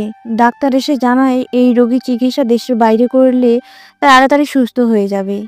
তাই রেজওয়ানের মা বাবা সিদ্ধান্ত নেয় যে তাদের বৌমাকে কানাডা নিয়ে যাবে। তাই নিলয়ও অমতি করেনি। সেই দিনের পর থেকে নিলয়ের বোন কোমায় চলে যায়। তাই নিলয় তার বোনকে নিয়ে কানাডায় চলে যায়। দীর্ঘ 3 বছর ধরে কানাডায় চিকিৎসা হওয়ার পর জ্ঞান ফিরে আসে, তবে খুব একটা স্বাভাবিক হয়নি। তাই নিলয় ঠিক করে সে দেশে ফিরে যাবে, বাকি চিকিৎসা দেশে গিয়ে করাবে ঠিক করে নিলয়। বর্তমান এরপর তো কি হয়েছে আপনারা সবই জানেন। এতক্ষণ ধরে রেজওয়ানের কথাগুলো শুনছিল রিয়া আর জান্নাত। নিলয়ও জান্নাতকে জড়িয়ে ধরে। পরের দিন সকালবেলা ভার্সিটির ভিপির কান্নায় ভেঙে পড়ে। মিডিয়ার লোক খবর প্রচার করা শুরু করে দিয়েছে। পুলিশ এসে আরিয়ানের লাশটাকে নিয়ে যায়। ভিপি ঠিক করে যে তার ছেলেকে মেরেছে সে তাকে শেষ করে ফেলবে। তখন ভিপির মোবাইলে একটা ফোন আসে, দেখে এমপি কল করছে। কলটা রিসিভ করতেই ওপাশ থেকে বলে উঠল, তোমার ছেলেকে যে মেরেছে সে হলো আমাদের চিরশত্রু। তাকে শেষ করা এত সহজ কাজ নয়, তাকে মাইন দিয়ে মারতে হবে। এই বলে ফোনটা রেখে দেয়। ভিপি ঠিক করে সে তার ছেলের খুনি শেষ করে ফেলবে। অন্যদিকে কিলার আজকে দেশে ফিরেছে। এমপি কিলারের উদ্দেশ্যে বলে উঠল, যেভাবেই হোক এই এসকে মাফিয়াকে শেষ করতেই হবে। ওর জন্য আমি আমার ক্ষমতা হারিয়েছিলাম এক সময়, তাকে যেভাবেই হোক শেষ করতেই হবে। তখন ওখানে একটা লোক এসে কিলারের উদ্দেশ্যে বলে উঠল, বস, আমি খবর পেয়েছি এসকে ছদ্মবেশ ধারণ করে এই কলেজে এসেছে আর আপনার একের পর এক ডেরা ধ্বংস করে দিচ্ছে। তবে খবর পেয়েছি এসকের বোনও ওখানেই থাকে, ওকে তুলে আনলেই এসকে চলে আসবে। কিলার লোকটার কথা শুনে হাসতে হাসতে বলে উঠল, শত্রুকে ধ্বংস করতে হলে আগে তার দুর্বল স্থান খুঁজে বের করো, তাকে তুলে নিয়ে আয়। যা, সব সময় এসে গেছে তাকে দমন করা। পরের দিন নিলয়ের ফোনে একটা ফোন আসে। ফোনটা রিসিভ করতেই ওপাশ থেকে বলে উঠল, নিলয়, তোর বোন আর তোর ভালোবাসা এখন আমার কাছে বন্দী। তোকে 1 ঘন্টা সময় দিচ্ছি, এর মধ্যে যদি না আসিস তাহলে লাশ হয়ে যাবে। এই বলে কলটা কেটে যায়। নিলয় একটা মুচকি হাসি দেয়। ফোনটা হাতে নিয়ে রেজওয়ানকে ফোন করে বলে এই ঠিকানায় চলে যেতে। তার বোন আর জান্নাত কিডন্যাপ হয়েছে সেটা বলেনি। তারপর নিলয় রহিমকে কল করে বলে তার পুরো গ্যাং নিয়ে সেখানে যেতে। কিছু সময় পর রেজওয়ান সেখানে পৌঁছে যায়। দেখে সামনে রিয়া আর জান্নাতকে বেঁধে রেখেছে চেয়ারের সাথে। তখন একজন লোক হাতে ছুরি নিয়ে মারতে আসলে কোথা থেকে ইন্সপায়ারের গুলি এসে লোকটির বুকটা ঝাঁঝরা করে দেয়। হঠাৎ ইন্সপায়ারের গুলি আসায় ওরা বুঝতে পারছে না কোথা থেকে গুলিটা চালানো হচ্ছে। হঠাৎ নিমেষের মধ্যে ওখান থেকে কিছু লোকেদের গলা কাটা তো কারোর হাত কাটা। সেখানে একজন আগন্তুক উপস্থিত হয়। সে আর কেউ নয়, এসকে নিলয়। তখন পেছন থেকে এই কিলার বেরিয়ে এসে বলতে লাগেন, আসো এসকে, আসো, আমি তোর জন্য অপেক্ষা করছিলাম। এই যে দেখেছিস, তোর বোন আর তোর ভালোবাসাকে তোর চোখের সামনে মারবো। এই বলে সেখানে এমপি আর ভিপি পেছন থেকে বেরিয়ে আসে। জান্নাত আর রিয়ার মাথায় বন্দুক তাক করে ধরে রাখে। এটা দেখে নিলয় একটু মুচকি হাসি দেয়। 1 নিমেষের মধ্যে ভিপি আর এমপির গলার ছুরি চালিয়ে দেয়। তারা দুজনেই গলাকাটা মুরগির মতো ছটফট করতে করতে মারা যায়। রেজওয়ান এসে রিয়া আর জান্নাতকে বাঁধন খুলে দেয়। রিয়া রেজওয়ানকে শক্ত করে জড়িয়ে ধরে কান্না করছে। রেজওয়ান সান্ত্বনা দিচ্ছে। এটা দেখে কিলার চরম রাগ উঠে যায়। কিলার নিলয়ের দিকে বন্দুক তাক করে ট্রিগারে চাপ দেয়, কিন্তু গুলি বের হয় না। কিলার জানে না যে নিলয় ওর বন্দুকে গুলি বের করে নিয়েছে। তখন নিলয় হাসতে হাসতে বলে উঠল, বলেছিলাম না তোর গুলি আমার হাতে। মাইন্ড গেম খেললাম, বলেছিলাম না মাস্টার মাইন্ড গেম খেলবো তোদের স্টাইলে আর মারবো আমার স্টাইলে। এখন তোদের সব কইটা মরতে হবে। তখন নিলয় তার চাইনিজ কুলারটা বের করে কিলারের হাতে একটা কোপ বসিয়ে দেয়। এতে কিলার চিৎকার করে ওঠে। নিলয় যেই না মারতে যাবে তখনই পেছন থেকে একজন গুলি চালায়। আপনারা কি ভাবছেন গুলিটা কারোর গায়ে লেগেছে? আরে না, গুলিটা উপরে চালানো হয়েছে। নিলয় পেছনে ঘুরে তাকে দেখে তো অবাক হয়। সবচেয়ে বেশি অবাক হয় কিলার, কেননা সে আর কেউ নয়, সে হলো সাজিদ। সাজিদ নিলয়ের কাছে এসে নিলয়ের হাত থেকে চাইনিজ কুলারটা সাজিদ নিয়ে বলে ওঠে, নিয়ালো, তুমি হয়তো ভুলে যাচ্ছ সে আমার শিকার, তাই ভালো হবে আমার শিকারকে শিকার করতে দাও। এই বলে সাজিদ যেই না কিলারকে আঘাত করতে যাবে তখনই কিলার বলে উঠল, সাজিদ, আমি তোর বাবা, তুই তোর বাবাকে মারবি? আমাকে মারিস না, আমি তোর বাবা, আমার ভুল হয়েছে, আমাকে ছেড়ে দে, আমায় মারিস না। সাজিদ এটা শোনার পর হাসতে হাসতে বলে উঠল, ছেড়ে দেব? মনে আছে আমার মাকে আমার চোখের সামনে খুন করেছিলি? সেই খুনের দায়ে আমাকে 10 বছর জেলে থাকতে হয়েছে রে, শুধু তোর জন্য, শুধু তোর জন্য। আমি কেবল আমার বাবাকে নয়, আমার মায়ের মৃত্যুর প্রতিশোধ নিচ্ছি। এখন তোকে মরতে হবে। এই বলে সাজিদ কিলারের বুকে ইচ্ছে মতো কোপাতে থাকে, যেন এক হায়না রূপ ধারণ করেছে। কিলারের লাশটা যেন ক্ষত বিক্ষত করতে থাকে। এটা দেখে রিয়া তখনই বেহুশ হয়ে পড়ে যায়। রেজওয়ান দেরি না করে রিয়াকে কোলে তুলে নেয়, হাসপাতালে চলে আসে। এরপর নিলয় কিলারের লাশের গায়ে লিখে দেয় SK। এরপর ওদের লাশগুলোকে নিয়ে কলেজের মাঠে রেখে দিয়ে চলে যায়। পরের দিন সকালবেলা নিলয় আজ কলেজে এসে দেখে 3 জনের লাশ পড়ে আছে ক্যাম্পাসের মাঠে। এটা দেখে ওখানে থাকা সবাই ভয়ে আতঙ্কে হয়ে পড়েছে। কারোর মাথা ঘুরছে তো আবার কেউ অজ্ঞান হয়ে পড়েছে। কিছু সময় পর সেখানে মিডিয়ার লোক খবর প্রচার করা শুরু করে দিয়েছে। ব্রেকিং নিউজ, আমি রাহাত আপনাদের সাথেই আছি। গতকাল রাতে কে বা কারা এই শহরের সবচেয়ে বড় ভয়ঙ্কর এবং আতঙ্ক সন্ত্রাসী কিলার এবং ইপি এবং ভিপি কে বা কারা গতকাল রাতে হত্যা করে ক্যাম্পাসের মাঠে ফেলে দিয়ে চলে গেছে এবং কিলারের লাশের গায়ে লিখে দিয়ে গেছে SK দ্য মাফিয়া কিং। তবে কি এই শহরের সবচেয়ে বড় আতঙ্ক তৈরি হতে যাচ্ছে? বিস্তারিত জানতে আমরা চলে যাব পুলিশ অফিসার রেজওয়ানের কাছে। স্যার, এই খুনগুলোর পিছনে আসল মাস্টারমাইন্ড কে বা কারা হতে পারে? বিস্তারিত আমাদের বলুন। ওপাশ থেকে রেজওয়ান বলে উঠল, দেখুন, এই খুনগুলো কে বা কারা করেছে আমরা এর তদন্ত খুব শীঘ্র করে জানতে পারবো। এরপর সাংবাদিক বলে উঠল, তো দর্শক বিন্দু, আপনারা দেখতেই পেলেন। ধন্যবাদ এতক্ষণ আমাদের সাথে থাকার জন্য। আবারও দেখা হবে নতুন কোনো নিউজ। বিস্তারিত জানতে আমাদের সাথেই থাকুন গ্লোবাল টিভি। নিলয় লাশগুলোর কাছে যেতেই দেখলো একটা চিঠি পড়ে আছে। তাই সবার অগোচরে চিঠিটা হাতে তুলে নিল নিলয় চিঠিটা হাতে নিয়ে ভাবতে থাকে, এই চিঠি আবার কে রেখেছে? এসব ভাবতে ছিল নিলয়।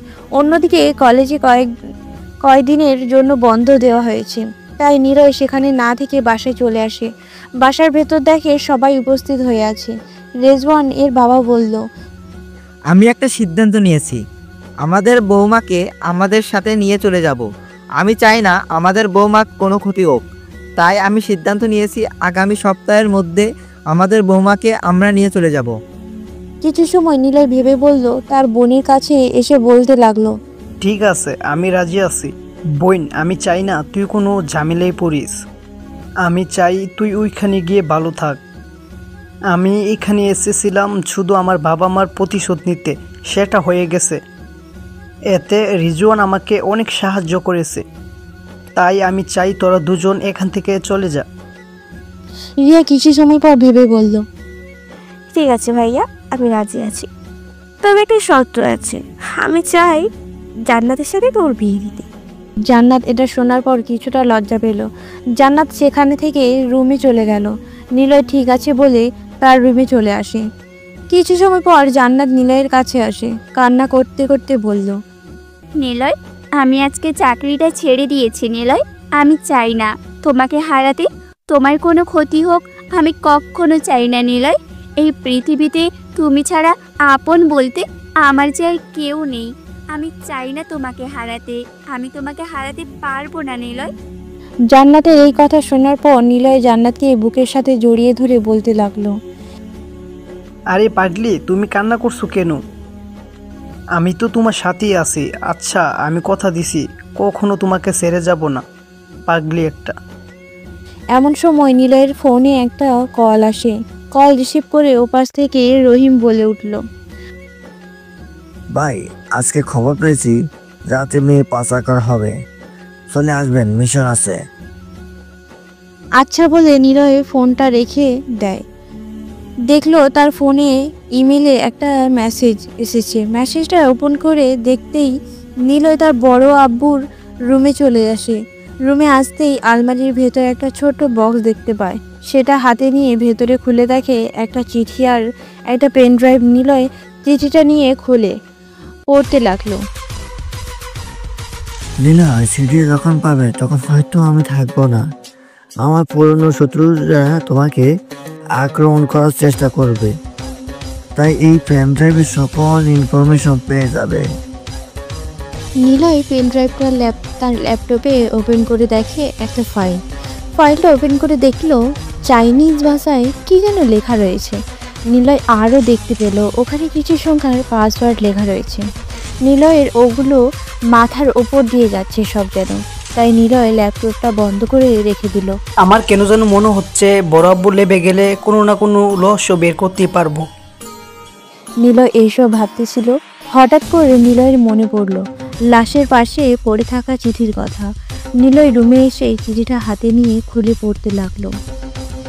মাস্টারম্যান জগতে হয় মরো না হয় মারো, কি ভেবেছে নিলয়? কিরা মেরে দিলে খেলা এখানেই শেষ? খেলাটা তুমি শুরু করেছো নিলয়। কিলার তো শুধু পিঁপড়ে মাত্র। পিঁপড়েকে মেরে কি হবে? জঙ্গলে হায়নাকে মারো। খিদার অনায়াসে সে ক্ষুধার্ত হয়ে আছে। নিলয় চিঠিটা পড়া শেষ করে ভাবতে লাগলো, কে দিল এই হুমকি চিঠি? তাহলে কি কিলার উপরে কেউ একজন আছে? কে সে? নিলয় এসব ভাবতেছিল, এমন সময় পেছন থেকে জাজিদ বলে উঠল, নিলয়, কি হয়েছে তোমার? আর তোমাকে দেখে মনে হচ্ছে যে তুমি কোনো বিষয় নিয়ে চিন্তিত। তোমার কি কোনো সমস্যা হয়েছে? আচ্ছা, যাই হোক, আজকে রাতে বড় একটা মিশন আছে, যেতে হবে। নিলয় হ্যাঁ সূচক মাথা নাড়িয়ে সায় জানালো। কিছু সময় পর নিলয় আর সাজিদ নিচে এসে দুপুরের খাবারের জন্য ডাইনিং টেবিলে বসতেই রেজওয়ান বলে উঠল, নিলয়, আমি আজকে গিয়ে চাকরিটা ছেড়ে দিয়ে আসবো। আমি চাই না যে আমার কারণে তুই সমস্যা পড়িস। আর হ্যাঁ, আমরা ঠিক করেছি আগামী পরশু তোর আর জান্নাতের বিয়েটা দিয়ে আমরা এখান থেকে চলে যেতে। আর সাজিদ, আমি তোমাকে কি বলে যে ধন্যবাদ দেব? তুমি না থাকলে হয়তো আজকে ওই জানোয়ারগুলোকে ধ্বংস করতে পারতাম না। তখন সাজিদ বলে উঠল, এতে ধন্যবাদের কিছু নেই, এটা আমার কর্তব্য ছিল। তারপর ওরা সবাই খাওয়া শেষ করে কিছু সময় পর নিলয় রুমে চলে যায়, বিছানায় গা এলিয়ে দেয়। কিছু সময় পর নিলয় ঘুমিয়ে যায়। রাতের বেলা নিলয় ঘুম থেকে উঠে দেখে রুমের কোনো আলো নেই। নিলয় চারিদিকে তাকিয়ে মুচকে একটা হাসি দেয়। নিলয় দেখতে পেল জান্নাত নীল শাড়ি পরে দাঁড়িয়ে আছে। নিলয় জান্নাতকে জড়িয়ে ধরে বলতে লাগলো, তোমাকে নীল শাড়িতে অনেক সুন্দর লাগছে। আজ হঠাৎ নীল শাড়ি পরছো যে? জান্নাত নিলয়ের কথা শুনে অনেক অবাক হলো আর বলল, এত অন্ধকারের মধ্যেও তুমি কি করে বুঝলে আমি তোমার সামনে দাঁড়িয়ে আছি? হুম। নিলয় জান্নাতের দুই গালে ধরে হাসতে হাসতে বলে উঠল, আরে পাগলি, তুমি হয়তো ভুলে গেছো যে আমি কে। আর যদি তুমি অন্ধকারের ভিতরে থাকো, আমি তোমাকে ওইখান থেকে খুঁজে নেব। ভালোবাসি তোমায়। এই বলে নিলয় জান্নাতকে বুকের সাথে মিশিয়ে নেয়। তারপর জান্নাত যেটা করলো এটার জন্য নিলয় মোটেও প্রস্তুত ছিল না।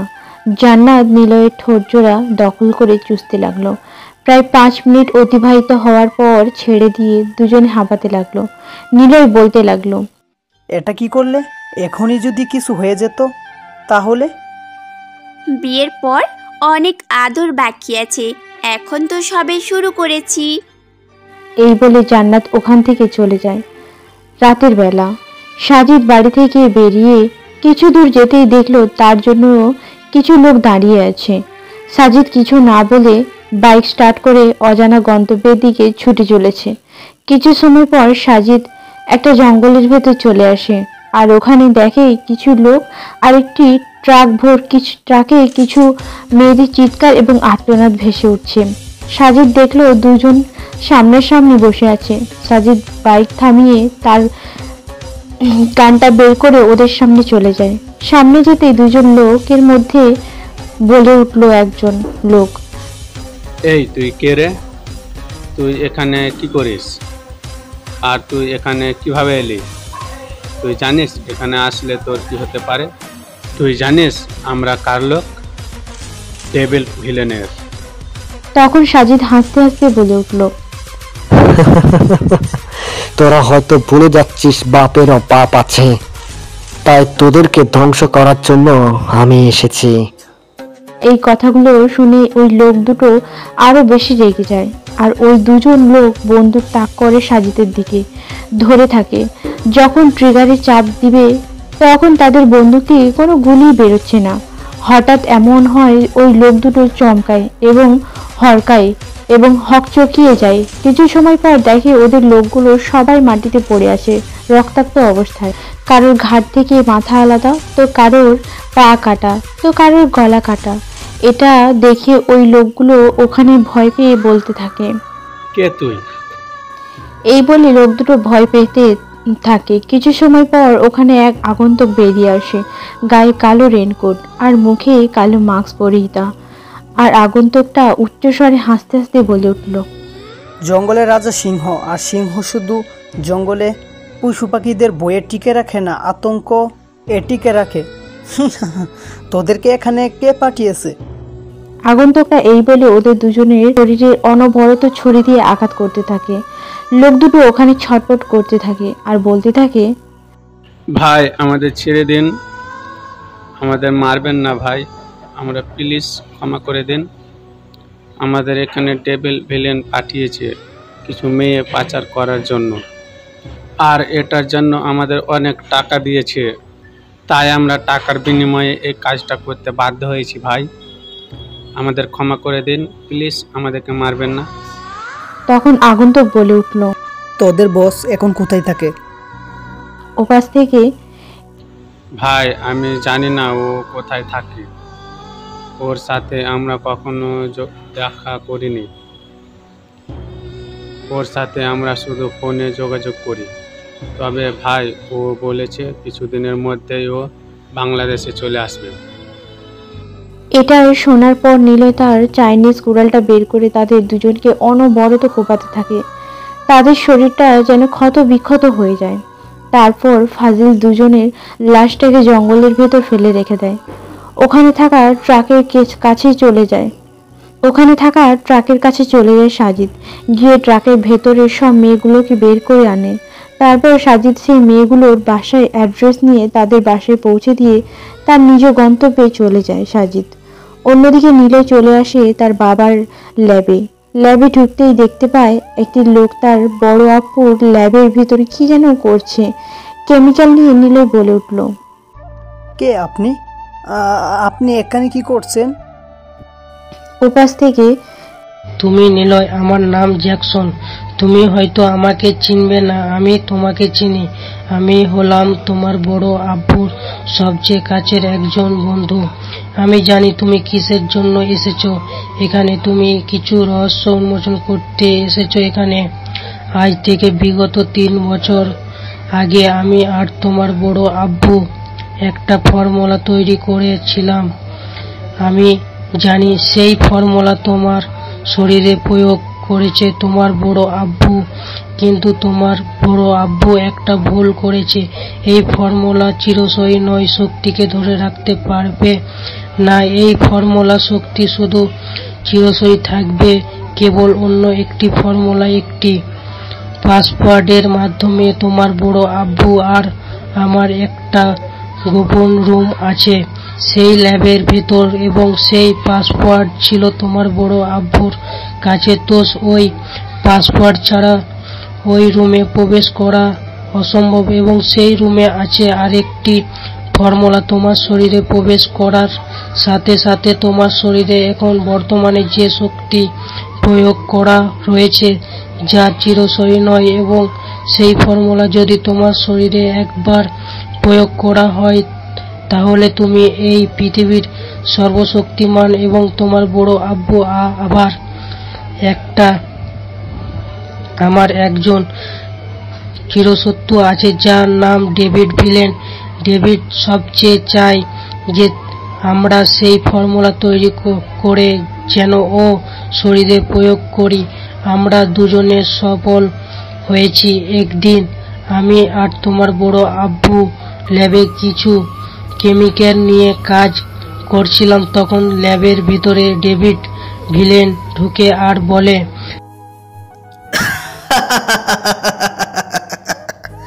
কোথায় গেল আমার সেই ফর্মুলা যেটা দিয়ে আমি সর্বশক্তিমান হতে পারবো? কোথায় সেই ফর্মুলা? কি বললি, দিবি না?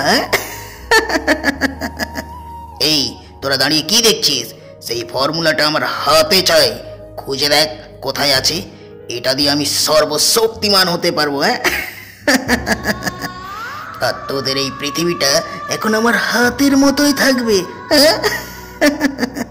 সেই দিন ডেভিড ভিলেন একটা ভুল করেছিল। আমার সেই ফর্মুলা শক্তি অর্জন তৈরি করেছিলাম কিন্তু সেই ফর্মুলাটা শক্তির জন্য ছিল না, ওটা ছিল শক্তিকে ধ্বংস করার জন্য। ডেভিড ভিলেন হয়তো জানে না সেই শক্তি তোমার শরীরে প্রয়োগ করা আছে। যদি একবার জানতে পারে তাহলে সেই ফর্মুলা তোমার শরীর প্রয়োগ করে তোমরা শক্তিকে থেকে ধ্বংস করে দেওয়ার চেষ্টা করবে। আর তোমার বড় আব্বুকে ডেভিড ভিলেন খুন করেছে সেই ফর্মুলা ওকে দিইনি বলে। এতক্ষণ ধরে নিলয় জ্যাকসনের কথা শুনছিল আর বলল, কিন্তু আমার বড় আব্বুকে তো কিলার খুন করেছে। ওপাশ থেকে কিলার হয়ে ডেভিড খুব কাছের একজন বিশ্বাস বন্ধু, তাই ডেভিড কিলারকে দিয়ে তোমার বড় আব্বুকে খুন করেছে। নিলয় এই কথা শোনার পর সবটা বুঝে যায়। নিলয় জ্যাকসনের হাতে একটা পেন ড্রাইভ দেয়। জ্যাকসন পেন ড্রাইভটা ওপেন থাকা কম্পিউটারে লাগিয়ে পেন ড্রাইভটা ওপেন করে কিছু সময় পর ওখানে একটা দরজা খুলে যায়। তারপর ওরা দুজন রুমের ভেতরে গিয়ে আরও একটা ল্যাব দেখতে পায়। নিলয় চারিদিকে দেখছে যেন কেমিক্যাল দিয়ে ভরে গেছে ভেতরটা। তারপর জ্যাকসন একটা কেমিক্যাল ফর্মুলা নিয়ে এসে নিলয়কে ওখানে বসতে বলে। জ্যাকসন সেই ফর্মুলা নিলয়ের শরীরে প্রয়োগ করে দেয়। কিছুক্ষণ বিভোর হতে থাকে এবং কিছু সময় পর নিলয় স্বাভাবিক হয়ে যায়। আর জ্যাকসন বলতে থাকে, জ্যাকসন, আজ থেকে তুমি এই পৃথিবীর সব থেকে সর্বশক্তিমান, এবং এই শক্তি তোমার শরীরে চিরস্থায়ী থেকে যাবে। মনে রাখবে, ডেভিড তোমার ক্ষতি করার চেষ্টা করবে এবং ওই ফর্মুলা দিয়ে তোমার শক্তিকে ধ্বংস করার চেষ্টা করবে। আর কাজ শেষ। আমি আজকে চলে যাব কানাডা। তোমার বড় আব্বুর মৃত্যুর জন্য আমি খুব দুঃখিত। আমি চাই তোমার বড় আব্বুকে যে মেরেছে তুমি নিজে তাকে শাস্তি দিবে। কিছু সময় পর নিলয় তার বড় আব্বুর ল্যাব থেকে চলে আসে। রাত তখন 3টা বাজে। বাসার চাবি দিয়ে ভেতরে প্রবেশ করে নিলয় তার রুমে চলে যায়। গিয়ে দেখে জান্নাত তার বিছানায় ঘুমিয়ে আছে। রুমটা অন্ধকার, কিন্তু নিলয় জান্নাতকে দেখতে থাকে ঘুমন্ত চেহারায়, যেন অনেক সুন্দর লাগছে জান্নাতকে। নিলয় রুমের লাইট অন করে বিছানায় ঘুমাতে গেলে জান্নাত এসে নিলয়কে জড়িয়ে ধরে কান্না করতে থাকে আর বলতে থাকে, নিলয়, তুমি ঠিক আছো? তোমার কিছু হয়নি তো? তুমি ঠিক আছো তো? আমি তোমাকে ছাড়া বাঁচবো না নিলয়। আমি তোমাকে অনেক ভালোবাসি নিলয়। তোমার কিছু হয়ে গেলে আমি বাঁচবো না নিলয়। এই বলে জান্নাত জ্ঞান হারিয়ে নিলয়ের বুকে ঢলে পড়ে। হঠাৎ এমন হয় নিলয় একটু ভয় পেয়ে এলো আর বলতে লাগলো, জান্নাত, কি কি হয়েছে তোমার? তুমি কথা বলছো না কেন? কি হয়েছে তোমার? তুমি এমন করছো কেন? বলো আমাকে। এই জান্নাত, কথা বল, কি হয়েছে তোমার? নিলয়ের জান্নাতকে তার বিছানায় শুয়ে নিলয়ের চিল্লান্তে বাসার সবার উপস্থিত হলো। হঠাৎ রিয়া বলে উঠল, কি হয়েছে নিলয়? তুই এভাবে চিল্লাচ্ছিস কেন? কিছু সময় পর ওখানে সাজিদ উপস্থিত হয়। নিলয় সব খুলে বলে কি হয়েছে। রিয়া জান্নাতের কাছে গেল আর রেজওয়ান বলল, রেজওয়ানা, তুমি শীঘ্রই ডাক্তারকে কল করে আসতে বলো। তারপর রেজওয়ান তার ফোনটা হাতে নিয়ে ডাক্তারকে কল করে তাদের বাসায় আসতে বলে। 1 ঘন্টা পর দরজায় কলিং বেলটা বেজে উঠল। কে এসে তা দেখার জন্য সাজিদ নিচে চলে যায়। দরজা খুলে দেখে এক সুন্দরী মেয়ে দাঁড়িয়ে আছে। সাজিদ যেন এক ধ্যানে তাকিয়ে আছে। হঠাৎ মেয়েটি সাজিদকে ঠেলে রুমে প্রবেশ করলো। সাজিদ খেয়াল করলো মেয়েটির হাতে একটি ব্যাগ। কিছু সময় পর রেজওয়ান নিচে নেমে আসলো আর মেয়েটির উদ্দেশ্যে বলতে লাগলো, ও লিজা, তুই চলে এসেছিস?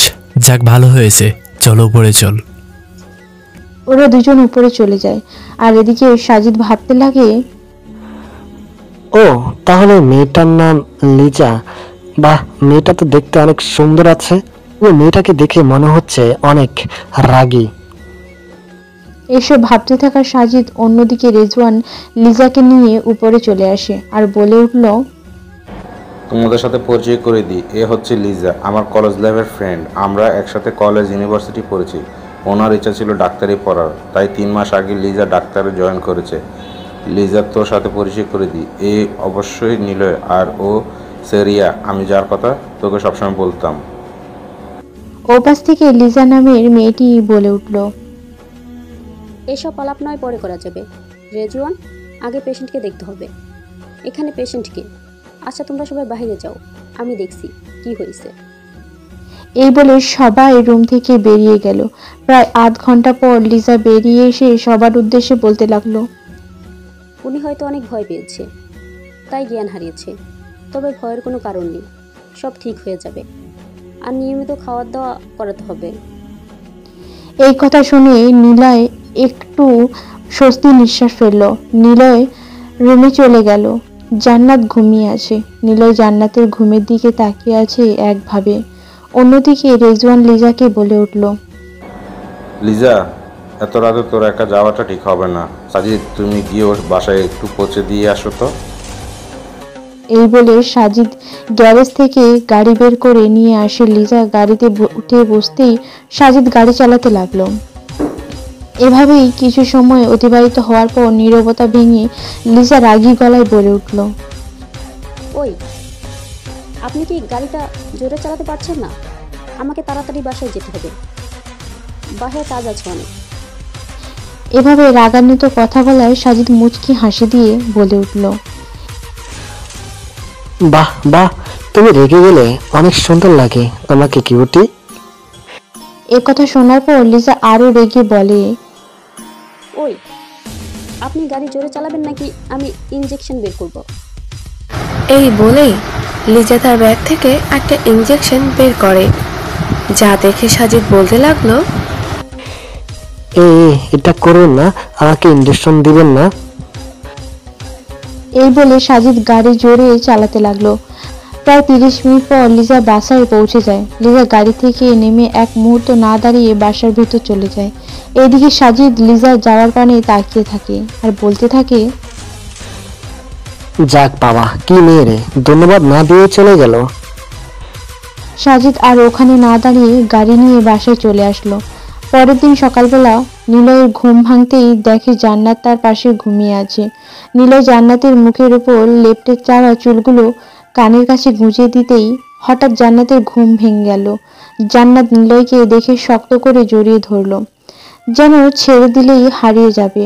জান্নাত কাঁদো কাঁদো বলে উঠল, নিলয়, কে যেন তোমাকে আমার থেকে দূরে করতে চাইছে। কালকে রাতে আমি একটা বাজে স্বপ্ন দেখেছি, তোমাকে আমার থেকে কেউ নিয়ে যাচ্ছে। নিলয়, আমি তোমাকে হারাতে চাই না। নিলয়, ভালোবাসি তোমাকে, খুব ভালোবাসি, অনেক ভালোবাসি। এই কথাগুলো বলে জান্নাত কান্না করতে থাকে। নিলয় জান্নাতকে বুকে জড়িয়ে নিয়ে বলতে লাগলো, আরে পাগলি আমার, তোমার থেকে আমাকে কেউ আলাদা করতে পারবে না। প্লিজ কান্না করো না, আসি তো তোমার পাশে। এই বলে নিলয় জান্নাতের চোখের জল মুছে দেয় সযত্নে। কিছু সময় পর নিলয় আর জান্নাত ফ্রেশ হয়ে নিচে নেমে আসে সকালে নাস্তা করার জন্য। নিচে সবাই উপস্থিত আছে। নিলয় আর জান্নাত বসে পড়ে। সবাই নাস্তা খাওয়া শুরু করে। হঠাৎ এমন সময় রেজওয়ানের বাবা বলে উঠল, নিলয়, তোমার বাবা মা নেই, তাই আমি চাই তুমি জান্নাতকে বিয়ে করো।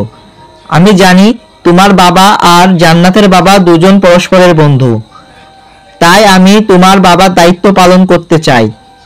আমরা সবাই মিলে সিদ্ধান্ত নিয়েছি আগামী পরশু শনিবার তোমাদের বিয়ে দিতে। যেহেতু তোমরা দুজন দুজনকে ভালোবাসো, সো তোমাদের বিয়েটা খুব তাড়াতাড়ি দিতে। তোমরা কি এই বিয়েতে রাজি আছো? নিলয় আর জান্নাত হ্যাঁ সুযোগ মাথা নাড়িয়ে সাই জানালো। তারপর তারা সবাই খাওয়া দাওয়া শেষ করে রুমে গিয়ে নিলয় তার ল্যাপটপে বসে বসে কি যেন করতে লাগলো। নিলয়ের ফোনে একটা কল আসলো। কল রিসিভ করতেই ওপাশ থেকে রহিম বলে উঠল, ভাই, খবর পেয়েছি ডেভিল বিলে বাংলাদেশে এসেছে, আর আপনার উপরেও কিন্তু হামলা করার চেষ্টা করবে। সাবধান থাকবেন ভাই, সাবধান থাকবেন। এই বলে কলটা কেটে যায়। নিলয় মনে মনে বলতে লাগলো, পিপিলিকার পাখা গজায় মরিবার তোরে, এখনে শুরু হবে আসল খেলা। 2 দিন পর দেখতে দেখতে দেখতে নিলয় আর জান্নাতের বিয়ে হয়ে যায়। কিছু সময় আগে কাজী সাহেব এসে বিয়ে পড়িয়ে দিয়ে গেছে। রাতের বেলায় রেজওয়ান নিলয় আর সাজিদ ছাদের ওপর দাঁড়িয়ে দাঁড়িয়ে গল্প করছে। সাজিদ নিলয়ের কানে কানে বলে উঠল, নিলয়, আজকে বাসার রাতে বিড়ালটা মারতে জানা ভুলে যেও না। এই বলে সাজিদ মুচকি মুচকি হাসতে থাকে। এমন সময় রিয়া আসে ছাদের ওপর। রিয়া রাগী গলায় বলতে লাগলো, নিলয়, তুই এখানে ছাদের উপরে কি করিস? তাড়াতাড়ি রুমে যা বলছি। মেয়েটা রুমে একা একা বসে আছে, আর তুমি রুমে আসো। তোমার আছে? নিলয় আর না দাঁড়িয়ে রুমে চলে আসে। রুমে ঢুকতেই দেখে জান্নাত ইয়া বড় একটা ঘুমটা দিয়ে বসে আছে। জান্নাত বিছানা থেকে উঠে নিলয়ের কাছে এসে সালাম করতে নিলে নিলয় 2 বাহু ধরে নিলয় বুকে জড়িয়ে ধরে বলতে থাকে, এ পাগলি কি করছো? তোমার স্থান আমার পায়ে না, আমার বুকে। ঠিক এইভাবেই আমি তোমাকে আগলে রাখবো। ওপাশ থেকে জান্নাত বলে উঠল, তাহলে আমায় কিউট বেবি এনে দাও, যে কিনা তোমার মতো কিউট হবে। এটা শোনার পর নিলয় জান্নাতের ঠোঁটে ঘাড়ে কিস করতে থাকে। এক পর্যায়ে নিলয় জান্নাতকে কোলে তুলে নিয়ে বিছানায় শুয়ে দেয়। তারপর ওরা দুজন ভালোবাসার সাগরে হারিয়ে থাকে। সকালবেলা পানি ছিটায় নিলয়ের ঘুম ভাঙল। সামনে তাকিয়ে দেখে জান্নাত ওয়াশরুম থেকে সাবান নিয়ে বেরিয়ে আয়নার সামনে চুল আঁচড়াচ্ছে। জান্নাত নীল শাড়ি পরেছে। জান্নাতকে যেন অনেক মায়াবী লাগছে। নিলয় কাছে গিয়ে জান্নাতকে পেছন থেকে জড়িয়ে ধরে। জান্নাত বলে উঠল, ছাড়ো বলছি আমায়, ছাড়ো। কালকে রাতে অনেক দুষ্টুমি করেছো, এখনো আর না। ছাড়ো বলছি আমায়। এটা শোনার পর নিলয় জান্নাতকে সামনের দিকে ঘুরিয়ে নিলয় জান্নাতের ঠোঁট জোড়া নিয়ে চুষতে থাকে। প্রায় 5 মিনিট পর ছেড়ে দিয়ে নিলয় জান্নাত রেগে যেই না মারতে যাবে তখনই নিলয় দৌড়ে ওয়াশরুমে চলে যায়। কিছু সময় পর নিলয় গোসল শেষ করে বেরিয়ে আসে। নিলয় দেখলো জান্নাত বিছানায় বসে আছে আর ফোনে গেমস খেলছে। হঠাৎ রিয়া এসে বলল নিচে যেতে। কিছু সময় পর নিলয় আর জান্নাত নিচে চলে যায়। দেখে সবাই ডাইনিংয়ে বসে আছে। নিলয় আর জান্নাত বসে পড়ল। তার সবাই নাস্তা খাওয়া শুরু করলো। এমন সময় রেজওয়ানের বাবা বলে উঠল, নিলয়, এখন আমাদের যেতে হবে। ব্যবসার নতুন প্রজেক্ট হাতে নিয়েছি, তাই আমরা আগামী সপ্তাহে চলে যাব ভাবছি। নিলয় হ্যাঁ বলে মাথা নাড়ায়। দেখতে দেখতে প্রায় 1 সপ্তাহ কেটে যায়। আজকে রেজওয়ানের বাবা মা চলে যাবে, তাই সবাই ঢাকা শাহজালাল বিমানবন্দরে এয়ারপোর্টে এসেছে। রেজওয়ানের বাবা মাকে এগিয়ে দিতে রেজওয়ান আর রিয়াকে নিয়ে যাবে না বলে ঠিক করলো। রেজওয়ানের বাবা তাই ওদেরকে রেখে যায় নিলয়ের কথা ভেবে। রিয়া এসে বাবা মাকে রিয়া ধরে কান্না করতে লাগলো। রেজওয়ান বাবা বলে উঠল, কখনো কান্না করবে না, তোমার বাবা নেই, মা নেই তো কি হয়েছে, আমি তোমার বাবা। আমার তো মেয়ে নেই, তুমি আমার বৌমা না মেয়ে। রেজওয়ান, বৌমাকে কখনো কষ্ট দিবি না, সব সময় চোখে চোখে রাখবি। রেজওয়ান হ্যাঁ বলে কিছু সময় রেজওয়ানের বাবা মা সবাইকে বিদায় দিয়ে চলে যায়। তারপর নিলয় সবাইকে নিয়ে বাসায় চলে আসে। এভাবে দেখতে দেখতে প্রায় 1 মাস কেটে যায়। নিলয় আর জান্নাত আজকে ঘুরতে বেরিয়েছে। জান্নাত নিলয়ের কাঁধে মাথা রেখে বসে আছে। এমন সময় জান্নাত বলে উঠল, ওই দেখো ফুচকা, আমি ফুচকা খাবো। তারপর নিলয় জান্নাতকে ফুচকা খাওয়াতে নিয়ে যায়। জান্নাত ফুচকাওয়ালাকে বলে উঠল, এই যে মামা, একটু বেশি করে ঝাল দিয়ে ফুচকা দিন তো। কিছু সময় পর ফুচকাওয়ালা মামা তৈরি করে জান্নাতের হাতে প্লেটটা দিতেই জান্নাত হাতে নিয়ে ফুচকা খেতে শুরু করলো। জান্নাত খাচ্ছে আর নিলয় একভাবে তাকিয়ে থাকে। এমন সময় জান্নাত নিলয়কে একটা ফুচকা মুখের সামনে ধরে। নিলয় সেটা মুখে নিয়ে খেতে থাকে। কিছু সময় পর নিলয় পানি পানি বলে চিৎকার করতে থাকে। এমন সময় জান্নাত নিলয়ের ঠোঁটে ঠোঁট ডুবিয়ে দেয়। 5 মিনিট পর ছেড়ে দেয়। নিলয় আর জান্নাত হাঁপাতে থাকে। নিলয় বলে উঠল, এটা কি করলে তুমি? এখনই যদি কিছু হয়ে যেত। জান্নাত নিলয়ের কাছে এসে বলল, আমি থাকতে তোমার কিচ্ছু হবে না, চলো আমি বাড়ি যাব, আমার এখানে ভালো লাগছে না। নিলয় জান্নাতকে নিয়ে ওখান থেকে চলে আসলো। রাস্তা দিয়ে যাওয়ার সময় হঠাৎ করে একটা গাড়ি এসে নিলয়কে ধাক্কা দেয়, চলে যায়। এটা দেখে জান্নাত নিলয় বলে চিৎকার করে উঠল। জান্নাত নিলয়কে বুকের সাথে জড়িয়ে ধরে কান্না করতে বলে উঠল, নিলয়, এই নিলয়, কথা বলো নিলয়, কথা বলো, তোমার কিচ্ছু হবে না নিলয়, আমি তোমার কিচ্ছু হতে দেব না নিলয়, কথা বলো নিলয়। জান্নাত কান্না করছে। হঠাৎ সাজিদ সেই রাস্তা দিয়ে যাচ্ছিল। সাজিদ দেখলো রাস্তার মাঝখানে অনেক ভিড়। কি হয়েছে তা দেখার জন্য ভিড় ঠেলে গিয়ে দেখলো নিলয় অ্যাক্সিডেন্ট করেছে আর জান্নাত কান্না করছে। সাজিদ দেরি না করে নিলয়কে হাসপাতালে নিয়ে আসলো। ডাক্তার নিলয়কে নিয়ে চলে যায়। কিছু সময় পর রিয়া আর রেজওয়ান হাসপাতালে চলে আসলো। রিয়া এসে জান্নাতের কাছে গিয়ে জান্নাতকে সান্ত্বনা দিতে লাগলো। দেখতে দেখতে প্রায় 2 ঘন্টা পর ডাক্তার বেরিয়ে আসলো।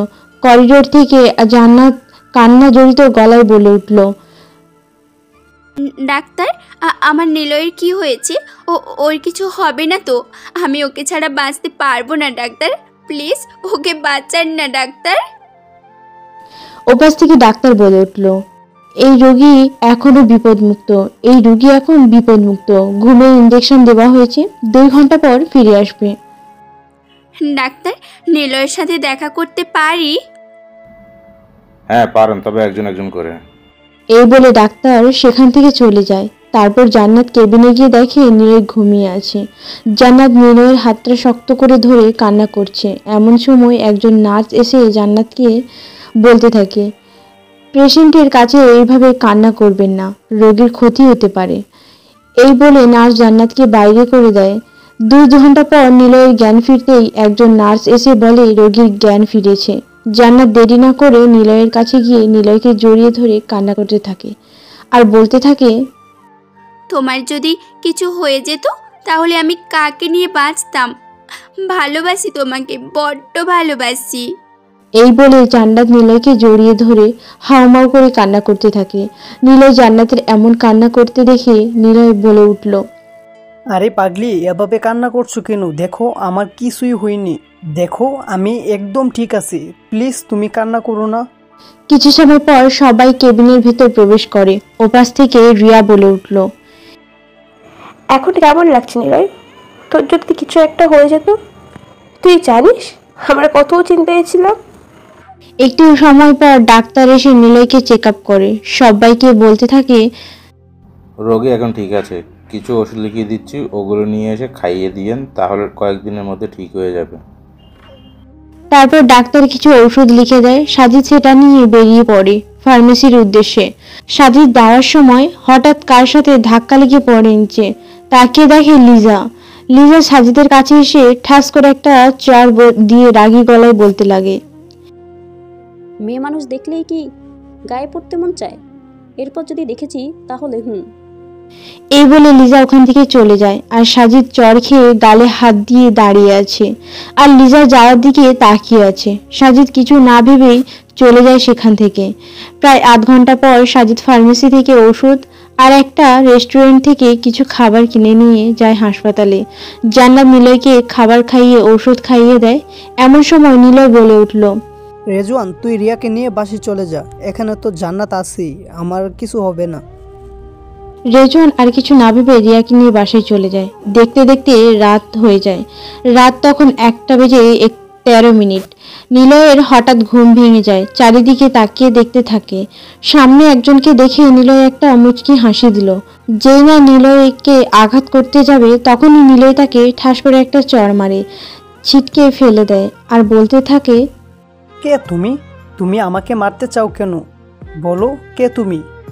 হঠাৎ সাজিদের মনে হলো ভেতরে চেল্লানোর আওয়াজ আসছে। তাই দেরি না করে সাজিদ কেবিনে প্রবেশ করে দেখলো অন্ধকার। তাই লাইট অন করতেই দেখলো মুখে মাস্ক পরিহিত একজন নিচে পড়ে আছে। আর নিলয় বলছে। সাজিদ সেই মানুষটির কাছে গিয়ে মুখের মাস্কটা খুলতেই সামনে যাকে দেখলো সাজিদ স্তব্ধ হয়ে যায় আর বলতে থাকে, লিজা, তুমি? তোমার হাতে এটা কি? বলো, কি এটা? আমি বলছি ওকে কে পাঠিয়েছে। আর ওর হাতে এটা ফর্মুলা, যেটা আমার শরীরের ভিতরে প্রবেশ করার জন্য চেয়েছিল। এটার দ্বারা আমার ভিতরে যে শক্তি আছে সেটা ধ্বংস করার জন্য। কিন্তু লিজা, তোমাকে এটা কে দিয়েছে? বলো লিজা, চুপ করে আছো কেন? লিজা চুপ করে আছে। দেখে সাজিদ বলে উঠল, লিজা, তোমার প্রতি আমার এই কদিনে ভালো লাগা, ভালোবাসা কাজ করছিল। তোমাকে যেদিন প্রথম দেখেছিলাম সেদিন তোমাকে আমার অনেক ভালো লেগে গিয়েছিল। ও তুমি কি করলে? নিলয়কে খুন করতে চেয়েছিলে। আমি আর তোমাকে দেখতে চাই না। তুমি আর আমার সামনে আসবে না কখনো। এই বলে সাজিদ ওখান থেকে চলে যায়। লিজা কান্না করতে করতে বলে উঠল, আমাকে প্লিজ ক্ষমা করে দিন। আমার এটা ছাড়া আর কোনো পথ ছিল না। ডেভিড আমার মার ছোট ভাইকে আটকে রেখেছে। ডেভিডের লোক তোমার উপর অনেক আগে থেকে নজর রেখেছিল। ওই দিন তোমাদের বাড়ি গিয়েছিলাম, ডেভিডের লোক আমাকে ফলো করেছিল। ওই দিন যখন আমি তোমাদের বাড়িতে পৌঁছাই তখন ডেভিড আমার মা আর ছোট ভাইকে তুলে নিয়ে যায় আর বলেছে, তোমার শরীরে ওই ফর্মুলা প্রবেশ করালে তাহলে আমার মা আর ভাইকে ছেড়ে দেবে। আমার এটা ছাড়া আর কোনো উপায় ছিল না। প্লিজ আমাকে ক্ষমা করে দাও। কথাগুলো শুনে নিলয় বলে উঠল, তুমি কোনো চিন্তা করো না রিজা, আমি যা বলবো তুমি তাই করবে। তারপর নিলয় কি কি করতে হবে সব বুঝিয়ে দিল। তারপর লিজা সেখান থেকে চলে যায়। আর নিলয় বেডে এসে দেখলো জান্নাত ঘুমিয়ে আছে। নিলয় গিয়ে জান্নাতকে জড়িয়ে ধরে শুয়ে আছে আর মনে মনে বলে উঠল, ভাগ্যিস পাগলিটাকে আমি ঘুমের ওষুধ খাওয়াইছিলাম, নয়তো কি যে করতো। অন্যদিকে সাজিদ নিজের রাগ কন্ট্রোল করতে না পেরে গাড়ির গ্লাসের ওপর জোরে আঘাত করলো। সাজিদের হাত থেকে রক্ত পড়ছে। এতে সাজিদের কোনো ভ্রুক্ষেপ নেই। অন্যদিকে লিজা সাজিদকে খুঁজতে খুঁজতে বাইরে চলে আসে আর দেখতে পায় সাজিদ নিচে বসে আছে আর ওর হাত থেকে রক্ত পড়ছে। লিজা সাজিদের কাছে গিয়ে সাজিদের হাতটা শক্ত করে ধরে কান্না করতে করতে আর বলে, তুমি এটা কি করছো সাজিদ? আমি দোষ করেছি, তুমি আমার শাস্তি দাও। এইভাবে নিজেকে আঘাত করো না। এই বলে লিজা তার ওড়নাটা ছিঁড়ে সাজিদের হাতে বেঁধে দেয়। এমন সময় সাজিদের বলে ওঠে, জানো, আমার বয়স যখন 12 বছর তখন আমার বাবা আমার মাকে আমার চোখের সামনে খুন করে, আর সেই খুনের অপবাদ আমায় আর সেই খুনের মিথ্যা অপবাদে আমাকে 10 বছর জেলে কাটিয়েছে। আমি জীবনে কারো মায়ে পড়িনি, কিন্তু প্রথম যেদিন তোমাকে দেখেছি তোমায় ভালোবেসে ফেলেছি। কিন্তু তুমি নিলয়কে মারতে চেয়েছিলে। তুমি আমার চোখের সামনে থেকে চলে যাও। তুমি আমার কথাটা একবার বিশ্বাস করো, আমি এরকম করতে চাইনি, বিশ্বাস করো আমায়। আমি তোমার কোনো কথা শুনতে চাই না, তুমি এখান থেকে চলে যাও। তারপর লিজা ওখান থেকে চলে যায় কান্না করতে করতে। সকালবেলা রিয়া রেজওয়ান এসেছে হাসপাতালে নিলয়কে আজ বাড়ি নিয়ে যেতে। রেজওয়ান হাসপাতালে এসেই ডাক্তারের সাথে কথা বলেছে নিলয়কে আজ বাড়ি নিয়ে যাবে। ডাক্তার বলেছে আজ দুপুরে নিয়ে যেতে পারবে। অন্যদিকে লিজা যখন বাড়ি থেকে হাসপাতালের দিকে রওনা হচ্ছিল তখন কিছু ছেলে এসে লিজাকে গলিতে তুলে নিয়ে যায়। লিজা ছাড়ানোর জন্য চিৎকার করছে আর বলছে, তারা আপনারা আমাকে ছেড়ে দিন, আমায় কোথায় নিয়ে যাচ্ছেন, ছেড়ে দিন আমায়। তখন ওপাশ থেকে একটা ছেলে বলে উঠল, এই চুপ, একদম চুপ, বেশি কথা বললে না এখাই শেষ করে দেব। আমাদের বস বলেছে তোকে তুলে নিয়ে যেতে, বেশি কথা বললে না এখানেই শেষ করে ফেলনো বলে দেব। ছেলেটির কথা শুনে লিজা একটু ভয় পায়। প্রায় 30 মিনিট পর তারা লিজাকে একটা বাড়িতে নিয়ে আসে। বাড়ির ভেতরে ঢুকে একটি ছেলে বলে, বস ওকে নিয়ে এসে এখন কি করব? তখন ওপাশ থেকে পেছনে চেয়ারে বসে থাকা লোকটি হাসতে হাসতে বলে উঠল,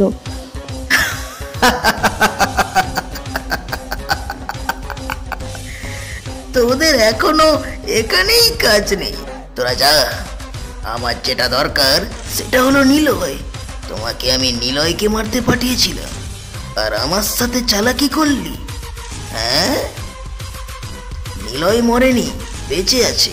আর নিলয়ের শরীরে যে ফর্মুলাটা প্রয়োগ করতে দিয়েছিলাম সেটা কি হয়েছে?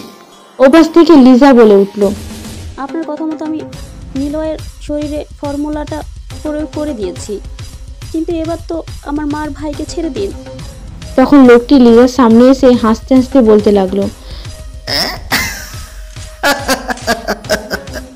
ছেড়ে দেব? হ্যাঁ, কিন্তু তোমায় আর একটা কাজ করতে হবে, সেটা হলো সাজিদকে খুন করতে হবে। নিলয় সবচেয়ে কাছের একজন। আর হ্যাঁ, যদি কোনো চালাকি করার চেষ্টা করেছ তাহলে ওদিকে মার ভাইকে চিরদিনের জন্য হারাবে। আমার লোক কিন্তু তোমার উপর নজর রাখবে। হ্যাঁ, লিজা সাজিদকে খুন করার কথা শুনে বুকের ভেতরটা ধুক করে উঠল। যাকে নিজের জীবনের চেয়ে ভালোবাসে তাকে কি করে খুন করবে? অন্যদিকে নিলয়কে হাসপাতাল থেকে বাসায় নিয়ে এসেছে। এমন সময় পর নিলয় সাজিদকে তার রুমে আসতে বলল। সাজিদ আসতেই নিলয় বলে উঠল, সাজিদ, তুমি কালকে লিজার সাথে এরকম ব্যবহার না করলেও পারতে। মানসি রিজা আমাকে মারতে চেয়েছিল, কিন্তু তুমি কি জানো আমাকে মারার পিছনেও অনেক রহস্য লুকিয়ে আছে? তাহলে শোনো। তারপর নিলয় সাজিদকে সবটা বলে, যেটা শুনে সাজিদ নিজেই অনুশোচনা বোধ করে। তারপর সাজিদ আর এক মুহূর্ত না দাঁড়িয়ে সেখান থেকে চলে যায়। কিছু সময় পর জান্নাত রুমে প্রবেশ করে হাতে খাবার নিয়ে। জান্নাত নিলয় গিয়ে খাবার খাইয়ে দেয়। অন্যদিকে সাজিদ লিজাকে খুঁজতে থাকে, কিন্তু কোথাও খুঁজে পায় না। সাজিদ মনে মনে বলছে, কোথায় গেল মেয়েটা? আমার কাছে নাম্বারও নেই যে কল করব। সাজিদ সারাদিন লিজাকে খুঁজতে থাকে, কিন্তু কোথাও পায় না। তাই সাজিদ বাড়ি চলে আসে। এভাবে দেখতে দেখতে প্রায় 2 সপ্তাহ কেটে যায়। নিলয় এখনো পুরোপুরি সুস্থ। আর অন্যদিকে সাজিদ লিজাকে আজও খুঁজে বেড়াচ্ছে। সাজিদ একদিন বাসায় যাওয়ার পথে একদিকে চোখ আটকে যায়, দেখে লিজার মতো কেউ বসে আছে। সাজিদ দেরি না করে ওখানে চলে যায় আর দেখে সত্যি লিজা বসে আছে। লিজাকে দেখে সাজিদ শক্ত করে জড়িয়ে ধরে বলতে থাকে, লিজা, তুমি এতদিন কোথায় ছিলে? তুমি জানো আমি তোমাকে এতদিন কত জায়গায় না খুঁজেছি। তুমি কোথায় ছিলে এতদিন? তুমি আমায় ক্ষমা করে দাও। হঠাৎ করে লিজা সাজিদের সামনে গান তাক করে ধরে।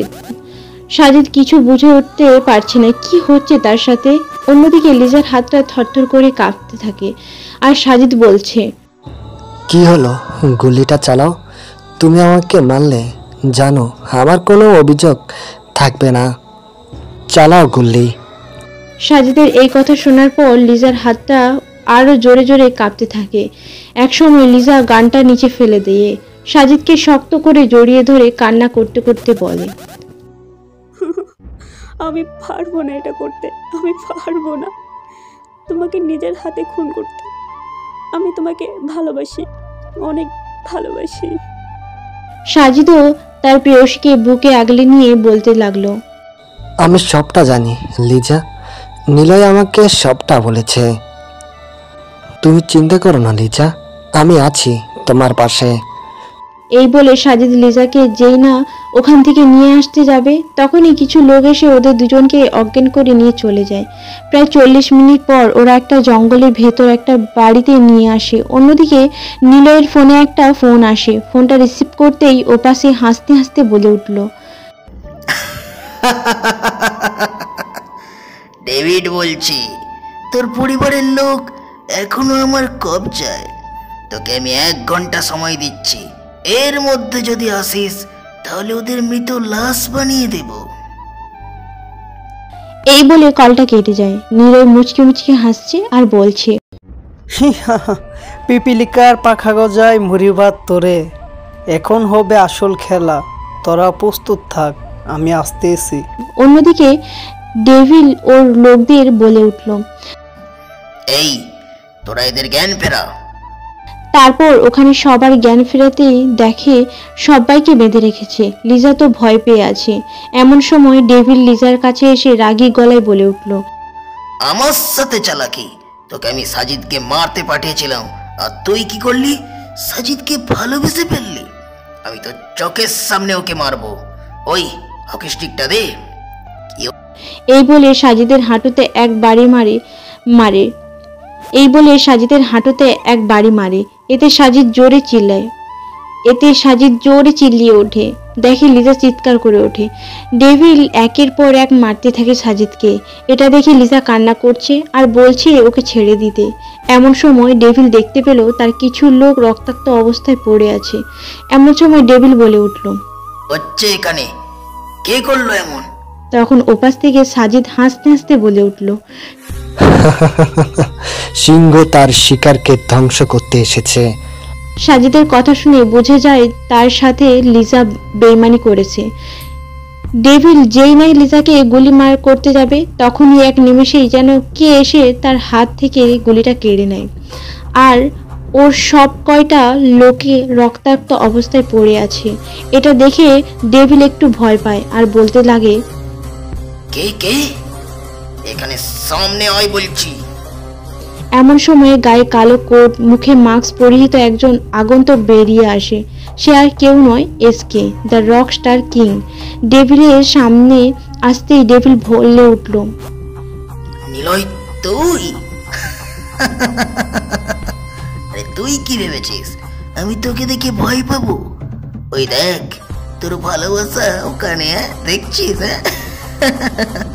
কি দেখেছি? আরে বোম। আর এটা দেখেছিস? রিমোট। কার হাতে? আমার হাতে। এই নে, পারলে বাঁচিয়ে দেখা, দেখা তোর ভালোবাসাকে বাঁচিয়ে।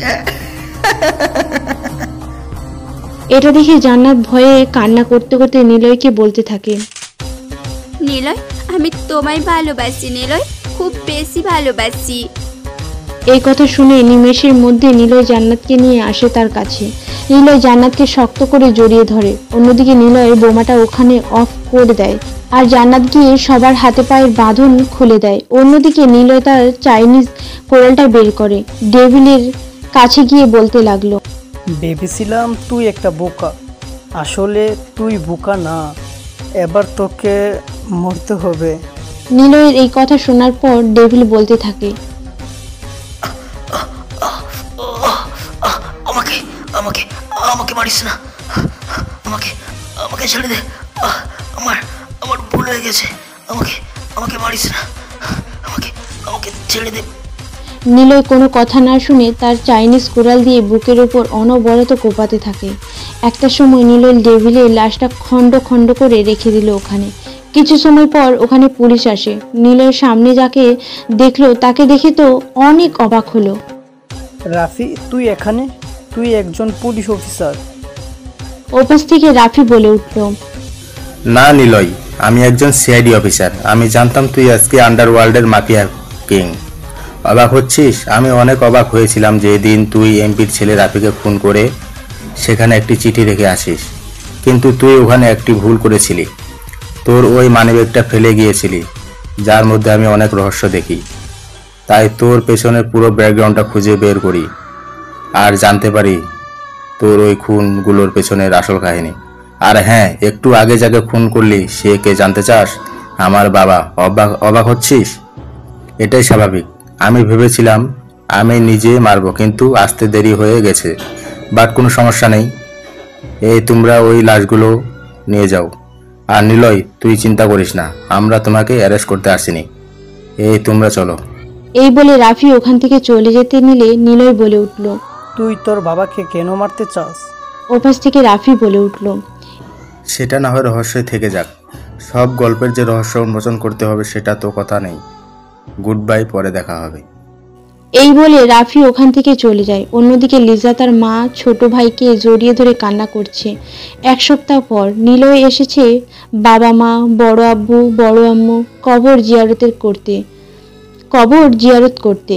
নিলয় কান্না করছে আর বলছে, বাবা মা, বড় আব্বু, বড় আম্মু, আমি পেরেছি। আমি তোমাদের খুনিকে শাস্তি দিতে পেরেছি। এমন সময় জান্নাত নিলয়ের কাঁধে হাত রাখে। নিলয় জান্নাতকে জড়িয়ে ধরে কান্না করছে। জান্নাত বলে উঠল, হেই, তুমি কাঁদছো কেন? তুমি কান্না করলে বাবা মা আরও কষ্ট পাবে। আজ লিজা আর সাজিদের বিয়ে, ভুলে গেছো তুমি? নিলয় আর জান্নাত বাসায় চলে যায়। দেখতে দেখতে সাজিদ আর লিজার বিয়েটাও হয়ে যায়। বাসর ঘরে বসে আছে লিজা। গুটি গুটি পায়ে সাজিদ রুমে প্রবেশ করলো। লিজা উঠে এসে সাজিদের পায়ে সালাম করতে নিলে সাজিদ দু বাহু ধরে বলে উঠল, কি করছো এটা? তোমার স্থান আমার পায়ে নয়, আমার বুকে। এই বলে সাজিদ লিজাকে কোলে তুলে নিয়ে বিছানায় গিয়ে তারা দুজনে হারিয়ে যেতে থাকে ভালোবাসার অতল অতল সাগরে। তাদের খুনসুটি ভালোবাসা যেমন এভাবেই চলতে থাকুক। গল্পটা এখানেই শেষ করছি। গল্পের ভুল ত্রুটিগুলো ক্ষমার নজরে দেখবেন। ধন্যবাদ আমাদের পাশে থাকার জন্য। দেখা হবে নতুন কোনো গল্পে।